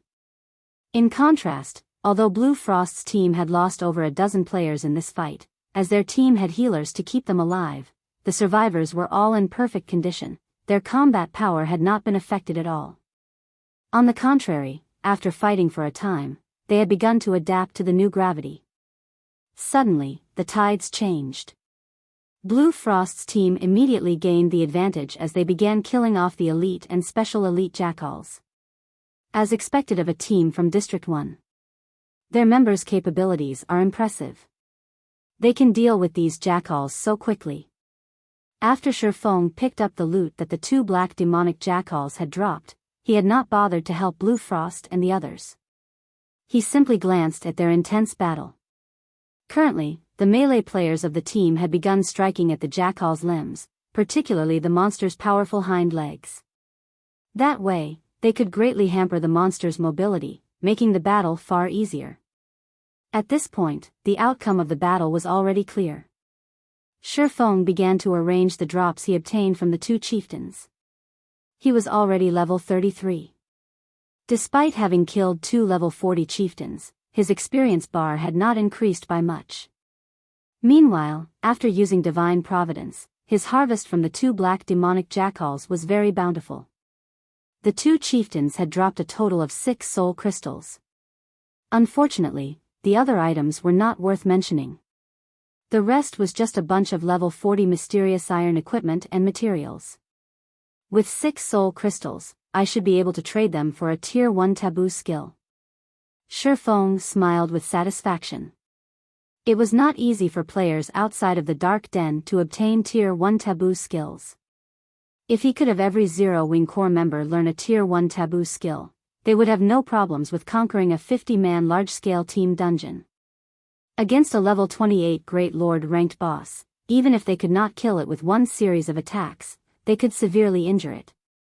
At that time, the team only needed to expend a little more effort to defeat the boss. After the battle ended, Blue Frost immediately walked up to Shifeng, gratefully saying, "Brother Yifeng, I really have to thank you for your help. If not for you, this might have been our team's grave today. If you need help with anything in the future, just tell me. Can you help me trade for some tier 1 taboo skills?" Shifeng had long since considered this request. Although Discipline Paradise was the leader of District 5's third party, he could only get his hands on a limited number of tier 1 taboo skills. On the other hand, as the leader of District 1's first party, Blue Frost definitely had access to plenty of taboo skills. It would be much easier for Shifeng to trade with Blue Frost. "You want to obtain a taboo skill?" Blue Frost could not help his surprise. With Shifeng's abilities, he should have long since obtained a tier 1 taboo skill for himself. However, although Blue Frost was curious, it would not be proper to ask about it. Immediately, he nodded, saying, "That is a simple request. No need to trade. If Brother Yifeng wants a tier 1 taboo skill, I can just give you one. I don't want just one taboo skill." Shifeng shook his head. "I wonder if Brother Frost can obtain 20 tier 1 taboo skills for me?" 20. Initially, Blue Frost intended to agree with Shifeng immediately. However, upon hearing that Shifeng required 20, he was shocked. Laughing bitterly, he said, "Brother Yifeng, as a Maverick, you might not know this, but each tier 1 taboo skill requires about 5 soul crystals worth of contribution shares in trade. Even the first party of a shelter needs 4 soul crystals to trade for one. If they are for someone else, each skill book will cost an additional soul crystal. Moreover, I can only trade for 3 taboo skills per day. If it were in the past, I might have barely been able to trade for 20 taboo skills. However, after I purchased the demon suppressing barrier, the maximum number of taboo skills I can gain right now is 10. If Brother Yifeng wants them, I won't try to profit off you. 10 taboo skills for 50 soul crystals. 10. Shifeng was surprised. He had simply mentioned 20 to discover Blue Frost's bottom line. He had not expected that Blue Frost could purchase as many as 10 Tier 1 taboo skills. Sure enough, the title of District 1's first party was well deserved. So be it. I want all of them. May I know when Brother Frost can obtain all 10? Shifeng did not particularly mind the issue of the soul crystals. He just needed to kill some level 40 chieftains to increase his stock. I can have them ready in a day. Blue Frost was shocked to hear Shifeng's decisive agreement. Even their first party required a long time to obtain 1 soul crystal. Currently, their party only had about a dozen or so in their warehouse. After including the contribution shares they had stocked up, Blue Frost still needed to borrow many soul crystals from other parties. Yet, a maverick like Shifeng could spend 50 soul crystals so casually. Following which, Shifeng followed Blue Frost to District 1. On the way back, the group had been ambushed by chieftain-ranked monsters many times. As a result, Shifeng had gained another 9 soul crystals by the time they reached District 1's shelter. The shelter Blue Frost and the others resided in occupied the heart of a high-level area. The monsters surrounding the shelter were all level 35 and above. That was 5 levels higher than the monsters surrounding District 5. Currently, the monster assault on District 1 had ended. Corpses of level 35 monsters littered the surrounding area outside of the shelter's walls. There were over 10,000 dead monsters outside of the shelter. Among them, there was no lack of elite, and even chieftain-ranked monsters. One could just imagine how intense the battle must have been. Moreover, even after God's domain had undergone its 3rd evolution, District 1 still managed to defend its shelter successfully. It went to show how strong a foundation the players of District 1 possessed. The moment Blue Frost and his team entered the shelter, the players inside immediately sent them reverent gazes. Many female players even shrieked when Blue Frost's glance swept over them. In District 1, Blue Frost was practically a celebrity. He attracted attention wherever he went, and almost everyone in the shelter knew of him. Leader, you've returned. Did you finish off the Great Lord Noya? A skinny and youthful level 29 berserker asked excitedly as he ran up to Blue Frost. When Shifeng saw this skinny berserker, he involuntarily stiffened. He recognized this berserker. The youth's name was Wind Chaser. He was also one of the most powerful experts who had worked under Fantasy Extinguisher in the past. Back then, he had successfully learned a Tier 5 taboo skill, and his strength was only inferior to those Tier 6 God-ranked players.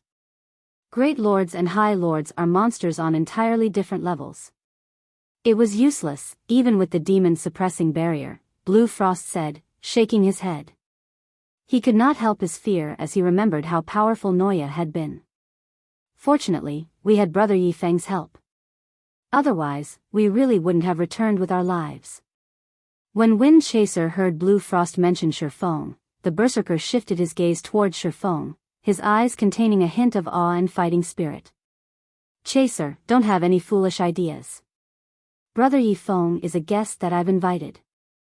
Not to mention, in front of Brother Yifeng, those weak combat techniques of yours are not worth mentioning. If you want to fight, go look for Blue Bull. Blue Frost glared at Wind Chaser. He had personally witnessed how powerful Shifeng was. Setting aside the fact that Shifeng had defeated the Great Lord Noya by himself, just the number of chieftains Shifeng had killed on their way back had left him speechless. Wind Chaser most likely would not survive a single move against Shifeng. Meanwhile, Blue Bull, the person Blue Frost had mentioned, was none other than their District 1's number 1 berserker. Blue Bull was extremely powerful, and within their first party, Blue Bull's position was only beneath his. However, as the operation against Noya had mainly relied on magical classes, and defending the shelter against the monster's assault was also very important, Blue Bull had not been selected to participate in the raid. Meanwhile, Wind Chaser often liked to test himself against Blue Bull. Although Wind Chaser lost terribly every time, the Berserker never grew bored of challenging Blue Bull. After Blue Frost's reprimand, Wind Chaser was a little satisfied. However, after hearing his leader's suggestion, he immediately turned around, planning to look for Blue Bull to test his skills against him once again. At this time, however, Shifeng suddenly said, "No worries. It's good to be impulsive sometimes. As a guest of District 1, I have not prepared any gifts. I don't mind sparring with Wind Chaser to liven things up a little."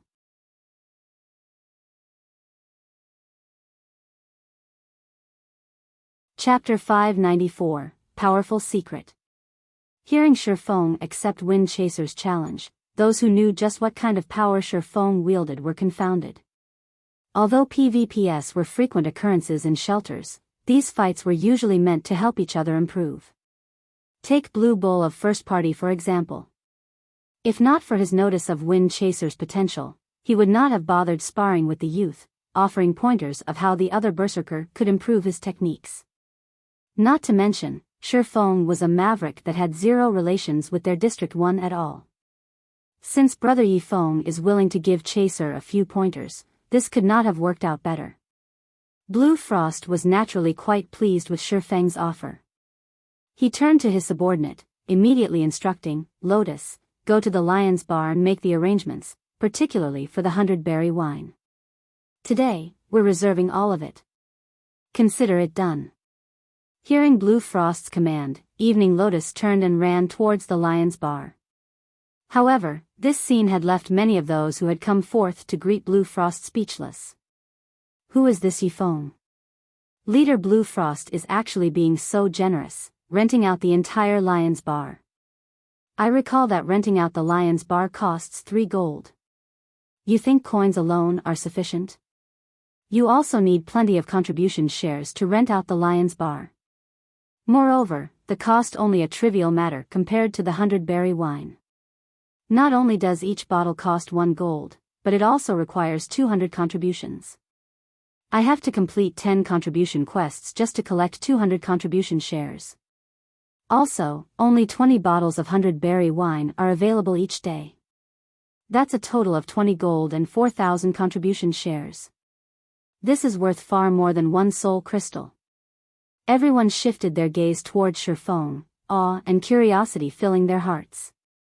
The Lion's Bar was the best bar available in District 1's shelter. Even Blue Frost's first party would feel a sting from their wallets when they visited the bar, not to mention renting out the entire place and spoiling everyone with 100-berry wine. Not even the visiting first-party leaders of other shelters would warrant such a grand welcome. Following which, Blue Frost led Shifeng on a stroll towards the Lion's Bar, introducing him to District 1's situation on their way. Wind Chaser tagged along in high spirits. He really wanted to know just how powerful Shifeng was to earn such high respect from Blue Frost. Shifeng's 5 senses were far superior to ordinary players. Naturally, he could detect Wind Chaser's fiery fighting spirit. His personality is still the same as it was then, constantly challenging every powerhouse he met. It was no wonder he becomes someone who was only inferior to Tier 6 classes in the past. Shifeng inwardly sighed. In the past, both Blue Frost and Wind Chaser had become extremely famous experts throughout God's domain. Fantasy Shrine, Fantasy Extinguisher's first-rate guild, had only surpassed a powerful guild like Ouroboros due to these experts. In this life, however, Fantasy Extinguisher would not have the chance to receive the epic quest Darkness Descends, so it could not lead him here where he could recruit these people. Instead, that opportunity had fallen into Shifeng's hands in this life. If he could recruit Blue Frost and his team, Zero Wing would certainly grow more powerful for it. Soon, Shifeng and the others arrived before the Lion's Bar. The Lion's Bar was different than other bars in the shelter. This bar that could only be constructed once a shelter had developed up to a certain degree. The NPCs guarding the bar were extremely powerful, with the weakest at level 150, the bouncers being level 180 tier 2 NPCs, and the proprietress was a level 200 tier 3 NPC. These NPCs even qualified to guard a small city. Even if monsters invaded the shelter, the Lion's Bar would not fall. Aside from consuming alcohol at the Lion's Bar, players could also engage in PvP battles inside. The PvP battles here operated in a similar fashion to the battles held in the underground arenas found in the outside world, in that other players were allowed to place bets on the fights. Hence, many players of District 1 frequented the Lion's Bar. At this moment, however, Blue Frost had reserved the entire establishment, so not many players occupied the 3-story tall bar right now.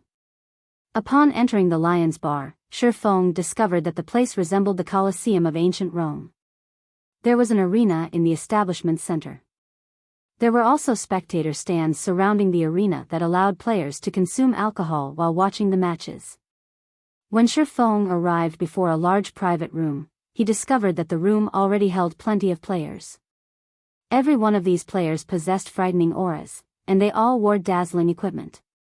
The lowest leveled player among them was level 28, and one could easily tell that they were not ordinary players. Brother Yifeng, let me introduce you. These people are the party leaders and vice leaders of our District 1's top 10 parties. They have heard about your arrival, so they wish to make your acquaintance. Blue Frost began introducing Theses leaders, one after another. Hello, I am the party leader of second party, Best Reincarnation. Hello, Big Brother Yifeng. I am the leader of third party, Shallow Moon. These players did not even show a hint of arrogance as they introduced themselves to Shifeng. On the contrary, they treated Shifeng as if he were an old friend. In truth, even without any introduction, Shifeng already knew who they were. In the past, every one of these players had been upper managers of Fantasy Shrine. Encountering Blue Frost and Wind Chaser had already surprised Shifeng. Now, even the many upper managers of Fantasy Shrine appeared before him. Shifeng began to suspect whether or not District 1 had been Fantasy Shrine's main headquarters. After exchanging pleasantries, Shifeng finally understood why Blue Frost had invited all of these players. Unlike the other shelters, the parties of District 1 were fiercely ambitious. They did not care about holding the title of District 1 in this region. Rather, they hoped to step out of this region and become the #1 shelter in all regions. Hence, the parties in District 1 were all united, unlike the parties in other shelters, which treated each other as enemies rather than allies. It was also due to this that the shelter in District 1 had managed to construct the Lion's Bar so quickly. On the other hand, the other shelters in this region had yet to construct a single advanced establishment like the Lion's Bar. As the conversation continued, Blue Frost also revealed Shifeng's victory over the Great Lord Noya and his slaughter of the many chieftains they had encountered on their way back, shocking everyone present. The various parties present had all been helpless against Noya. Only the first party had a small chance of defeating the Great Lord. They had not expected to hear that Shifeng had actually defeated Noya by himself. Even though the Great Lord had been weakened, it was still an astonishing feat. Brother Frost, you are too insincere. You did not record a video for us to take a look. That's right. This will definitely become a legend throughout God's domain. Everyone voiced their complaints, greatly disappointed that they had not personally witnessed Shifeng's performance. At the same time, their reverence of Shifeng grew even more intense. Ha ha ha. I had been completely stupefied by Brother Yifeng's performance. By the time I thought of it, the battle was already over. Blue Frost scratched his head in embarrassment.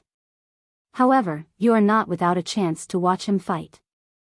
In a moment, Brother Yifeng is going to give Chaser a few pointers, so you guys will get to see how powerful Brother Yifeng is. Leader, can I drink a bottle of the 100-berry wine before the match begins? Wind Chaser hurriedly asked Blue Frost in embarrassment. Initially, he had thought Shifeng was only an ordinary Maverick. He never expected that Shifeng was actually capable of defeating a great lord by himself. Immediately, Wind Chaser had treated Shifeng as if the swordsman were the strongest expert he had ever encountered. If you were sparring against anyone else today, I wouldn't let you waste a bottle. Here, take this. Blue Frost laughed as he shook his head. He then took a cyan bottle of wind and handed it to Wind Chaser. Thank you, leader. Wind Chaser hurriedly accepted the 100-berry wind. The youthful berserker was like a hungry wolf looking at fresh meat when he saw the bottle of berry wine in his hands.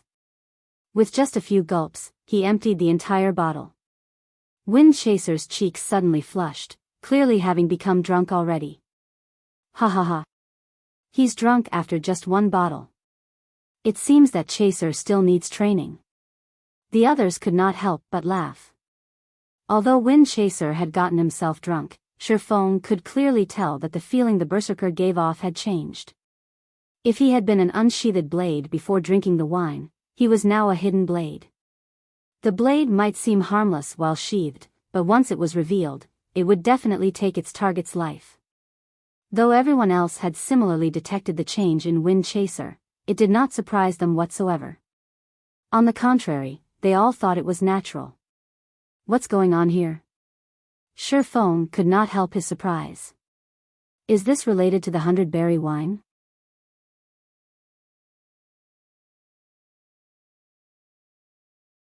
Chapter 595, Frightening Wine.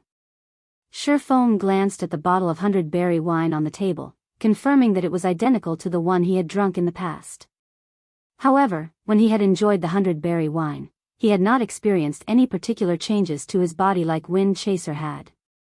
He only considered it incredibly delicious, so much so that it was hard to stop drinking. Yet, seeing Wind Chaser's sudden transformation, it was obvious that the 100-berry wine had some hidden effect. Does the 100-berry wine possess some sort of effect that I do not know of? The more Shifeng thought about it, the more he felt it was possible. Aside from satisfying thirst and hunger, some food and beverages in God's domain could increase a player's attributes or provide some other temporary benefits. Take the black steel beer for example. Players that consumed it could gain the ignore levels effect, allowing them to challenge monsters of a higher level without suffering any penalties. Although one could ignore more levels as they consumed more bottles of black steel beer, there were also side effects. One side effect was the drunken effect. With this debuff, one's vision would turn blurry, and their senses would numb, resulting in a decrease in combat power. One might even lose the ability to fight at all if they consumed too many black steel beers. Meanwhile, the 100-berry wine clearly possessed a similar effect. In the past, I only drank a cup of 100-berry wine at a time. On the other hand, Wind Chaser drank the entire bottle at once. These changes must only happen after a player drinks an entire bottle. Shifeng's interest in the 100-berry wine grew. He then jumped onto the arena. Smiling at the drunken Wind Chaser, he said, "Let's get this started." Shifeng intended to test Wind Chaser properly. The 100-berry wine's effect should not be limited to increasing a player's attributes if it was able to cause a person's aura to change to such a degree. The PvP battles held in the Lion's Bar's arena were slightly different. Most arenas would not usually limit a player's attributes. The Lion's Bar's PvP arena, on the other hand, would adjust both parties' attributes to be on equal footing. Hence, items that increased attributes were useless in this arena, making the fight a competition of techniques only. As the countdown timer above the arena began to tick down, Blue Frost and the others, who watched from the spectator stands, revealed smiles, though the intentions hidden behind each smile were different. "Brother Frost, who do you think will win?" the Oracle, Shallow Moon, asked. Smiling, she continued, "In this match, both sides possess equal attributes. However, while Big Brother Yifeng is a swordsman, Wind Chaser is a berserker. In terms of classes, berserkers possess an innate advantage over swordsmen. Moreover, Wind Chaser drank a bottle of 100-berry wine, increasing his combat power significantly. Even Big Brother Blue Bull would struggle against Wind Chaser with these conditions. Although I believe that Brother Yifeng is very strong, while both of them possess the same attributes, Wind Chaser should have a higher chance of victory, right? After all, he did drink the 100-berry wine," a Guardian Knight commented. Everyone nodded, agreeing with this guardian knight's estimation. Everyone present was quite familiar with Wind Chaser's techniques. Among the melee classes in the first party, other than Blue Bull, no one could defeat Wind Chaser in terms of techniques. Meanwhile, against a great lord, players relied more on attributes rather than techniques. Despite Blue Frost's mention of how mysterious and godlike Shifeng was, in their opinion, they only thought of Shifeng as just someone who was slightly stronger than Blue Bull. On the other hand, when Wind Chaser consumed a bottle of 100-berry wine, not even Blue Bull could win against the youthful berserker. Naturally, Shifeng would not fare any better. Since none of you have a high opinion of Brother Yifeng, why don't we place a bet? Blue Frost suggested. This is my favorite part. What are we betting? Best Reincarnation, the leader of second party, suddenly grew interested. Simple. We'll bet on the outcome of the battle. The wager will be soul crystals, and I'll be the bookkeeper. If Brother Yifeng wins, the payout ratio will be 1-2, while Wind Chaser will be 1-1. You may only bet on one player. Blue Frost could tell that everyone doubted Shifeng's strength. After all, without having witnessed the battles personally, even he would find it unbelievable. Now, it just so happened he could take advantage of the situation to make a little profit, making up for the cost of the feast that he hosted. Okay, I'll bet 2 soul crystals on Wind Chaser. That brat has improved quite a lot recently. Brother Frost, you better not regret your decision. I'll bet 1 soul crystal on Wind Chaser as well. In a short moment, the various party leaders and vice leaders had all placed bets on Wind Chaser winning this match. One could tell just how little trust everyone had in Shifeng's strength. Only the cleric, Evening Lotus, had bet on Shifeng winning. Leader, can I use credit on this bet? I only have 2 soul crystals with me, but I wish to bet 10 crystals on Big Brother Yifeng, Evening Lotus asked as she gave Blue Frost a pitiful look. Immediately, Blue Frost rolled his eyes at his party's cleric. Resolutely, he said, no. If he allowed Evening Lotus to use credit, he wouldn't make any profit. As the battle in the arena began, everyone's gazes locked on Shifeng and Wind Chaser. The moment the battle began, Wind Chaser instantly used charge. Like an agile and powerful cheetah, the berserker dashed towards Shifeng. However, despite this, Shifeng did not try to evade Wind Chaser's attack, allowing the youth's charge skill to connect. Huh? He isn't using parry? When Wind Chaser was only 5 yards away from Shifeng, he noticed that Shifeng had still not moved, the swordsman seemingly having no intentions of defending against his charge. Wind Chaser then abruptly swung his greatsword. At almost the same moment as his body crashed into Shifeng's, his silver greatsword also struck Shifeng's head. Wind Chaser's actions were both simple and swift. Hua! The silver greatsword sliced through Shifeng's body and smashed into the ground, creating a long and deep crevice. An afterimage? Sensing that something was amiss, Wind Chaser used Whirlwind Slash, a skill capable of causing massive damage to enemies within a 3-yard radius. The silver greatsword was like a wooden pole in Wind Chaser's hand. With little effort, the berserker transformed into a silver tornado that engulfed everything in its wake. Boom! As Wind Chaser used Whirlwind Slash, a loud boom echoed throughout the arena, followed by a figure flying away from the berserker.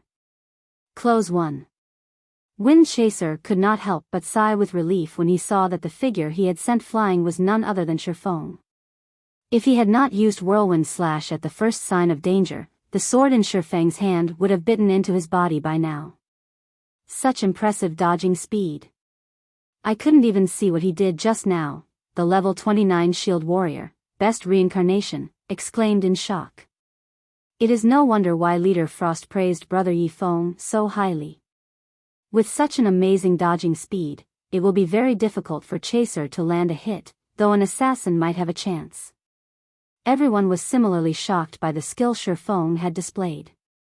Although a few among them could similarly produce an afterimage, they definitely could not achieve it as silently as Shifeng. Only after Wind Chaser's greatsword landed had everyone realized that he had missed. Hee, this is only the tip of the iceberg. Big brother Yi Feng hasn't even warmed up yet. Evening Lotus giggled. On their way back to the shelter, Shi Feng had frequently used void steps to kill chieftains. That mysterious style of footwork of his was simply unstoppable. In comparison, the technique of using an afterimage to dodge an attack was a trifling matter. The others began laughing when they heard Evening Lotus's words. Nobody believed her at all. In the arena, Wind Chaser finally became serious. Every one of his attacks began targeting Shi Feng's vital points or blind spots. Of the Berserker's many attacks, his skills contained the most power. Wind Chaser was also extremely proficient in using his skills in conjunction with his ordinary attacks. It was as if the Berserker's skills had been tailored for Wind Chaser. So, that's the case. I didn't think that the 100-berry wine possessed such a wonderful effect.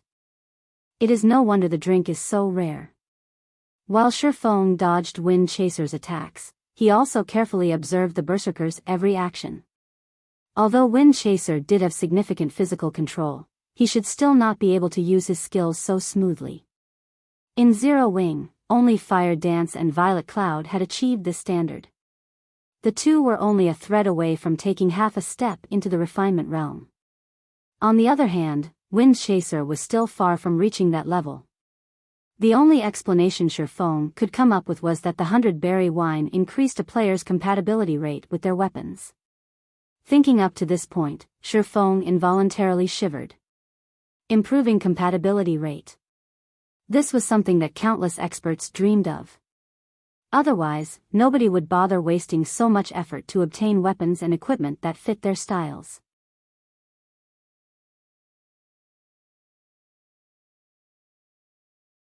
Chapter 596, Unbalanced Fight.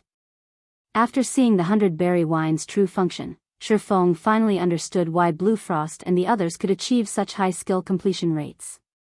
Unfortunately, the wine's supply was simply too low, lowering the number of potential experts who could be nurtured with it. At most, there was just enough for everyone present. Any more and there wouldn't be enough of the beverage to go around. For the next 3 minutes or so, Wind Chaser continued hacking and slashing his greatsword at Shi Feng. The more Wind Chaser fought Shi Feng, the more he grew frightened. Aside from his first whirlwind slash, none of his other attacks had touched Shi Feng. Every time he thought that his greatsword was about to connect with Shi Feng's body, his weapon was always off its mark just slightly. After a dozen or so times, he could chalk it up to a coincidence. However, if over 100 attacks had the same result, there was definitely no coincidence. Just what is going on? Why can't I hit him? This was the first time Wind Chaser had encountered such a situation. In his past PvP battles, both sides had always suffered some form of damage. It was only a matter of how much, or how little, damage each side suffered. The side with the better techniques would naturally deal more damage, and as the battle dragged on, they would become the victor. However, this battle, in which he could not even hit his opponent, was simply driving him to madness. Is the gap between us really that big? Wind Chaser had already used all of the skills he could, yet, no matter what he did, he could not even scratch the corner of Shi Feng's armor. This failure dealt him a huge psychological blow. Big brother Yi Feng's dodging techniques are brilliant. This is my first time seeing such techniques. Shallow Moon, the leader of District 1's third party, grew excited as she watched the battle between Shi Feng and Wind Chaser progress. She desperately tried to absorb whatever information she could regarding Shi Feng's dodging techniques. Shallow Moon wasn't the only person with such thoughts. The other leaders also wore stern expressions as they focused on Shi Feng's every action. They even recorded the battle for future reference. If I can grasp just half of Brother Yi Feng's dodging techniques, it will become much easier to kill Lord-ranked monsters in the future. Best reincarnation side. You don't say? Lords have extremely high attack power. If an MT can evade 50% of a Lord's attacks, this will significantly reduce the burden on healers. Unfortunately, nobody within our District 1 has managed to reach such a standard yet. As a cleric, Evening Lotus had the most say on this matter. She was the #1 cleric on District 1's first party. Every time the party's MT tanked a lord, the MT's HP would fall as quickly as flowing water. As a result, Evening Lotus was forced to heal their party's MT constantly. If she were not careful, she could easily draw the lord's aggro. It really makes you wonder just how Brother Yifeng learned such techniques. If the melee players in our parties can learn from him, our District 1's first shelter can unlock the next stage very quickly. As long as their melee players could grasp this brilliant technique, they could easily hunt chieftains and lords out in the field. Their soul crystal farming efficiency would also rise significantly. At that time, they could upgrade their shelters swiftly and catch up to the several large shelters in other regions. Although District 1 was the top shelter in the evil ghost domain, it was only a medium shelter. Although their shelter was the only medium shelter among the evil ghost domain's districts, other domains already possessed large shelters. Their strength was several times greater than District 1's. The gap between them would only widen further as more time passed. Leader Frost, is there no way to convince Brother Yifeng to join our District 1? Blue Bull asked. Although Blue Bull was the first party's #1 berserker, Shifeng's techniques left a deep impact. These techniques shattered the concept of their past combat methods. If they could persuade Yifeng to join District 1 and become one of the shelter's residents, it could lift the shelter to a whole different level.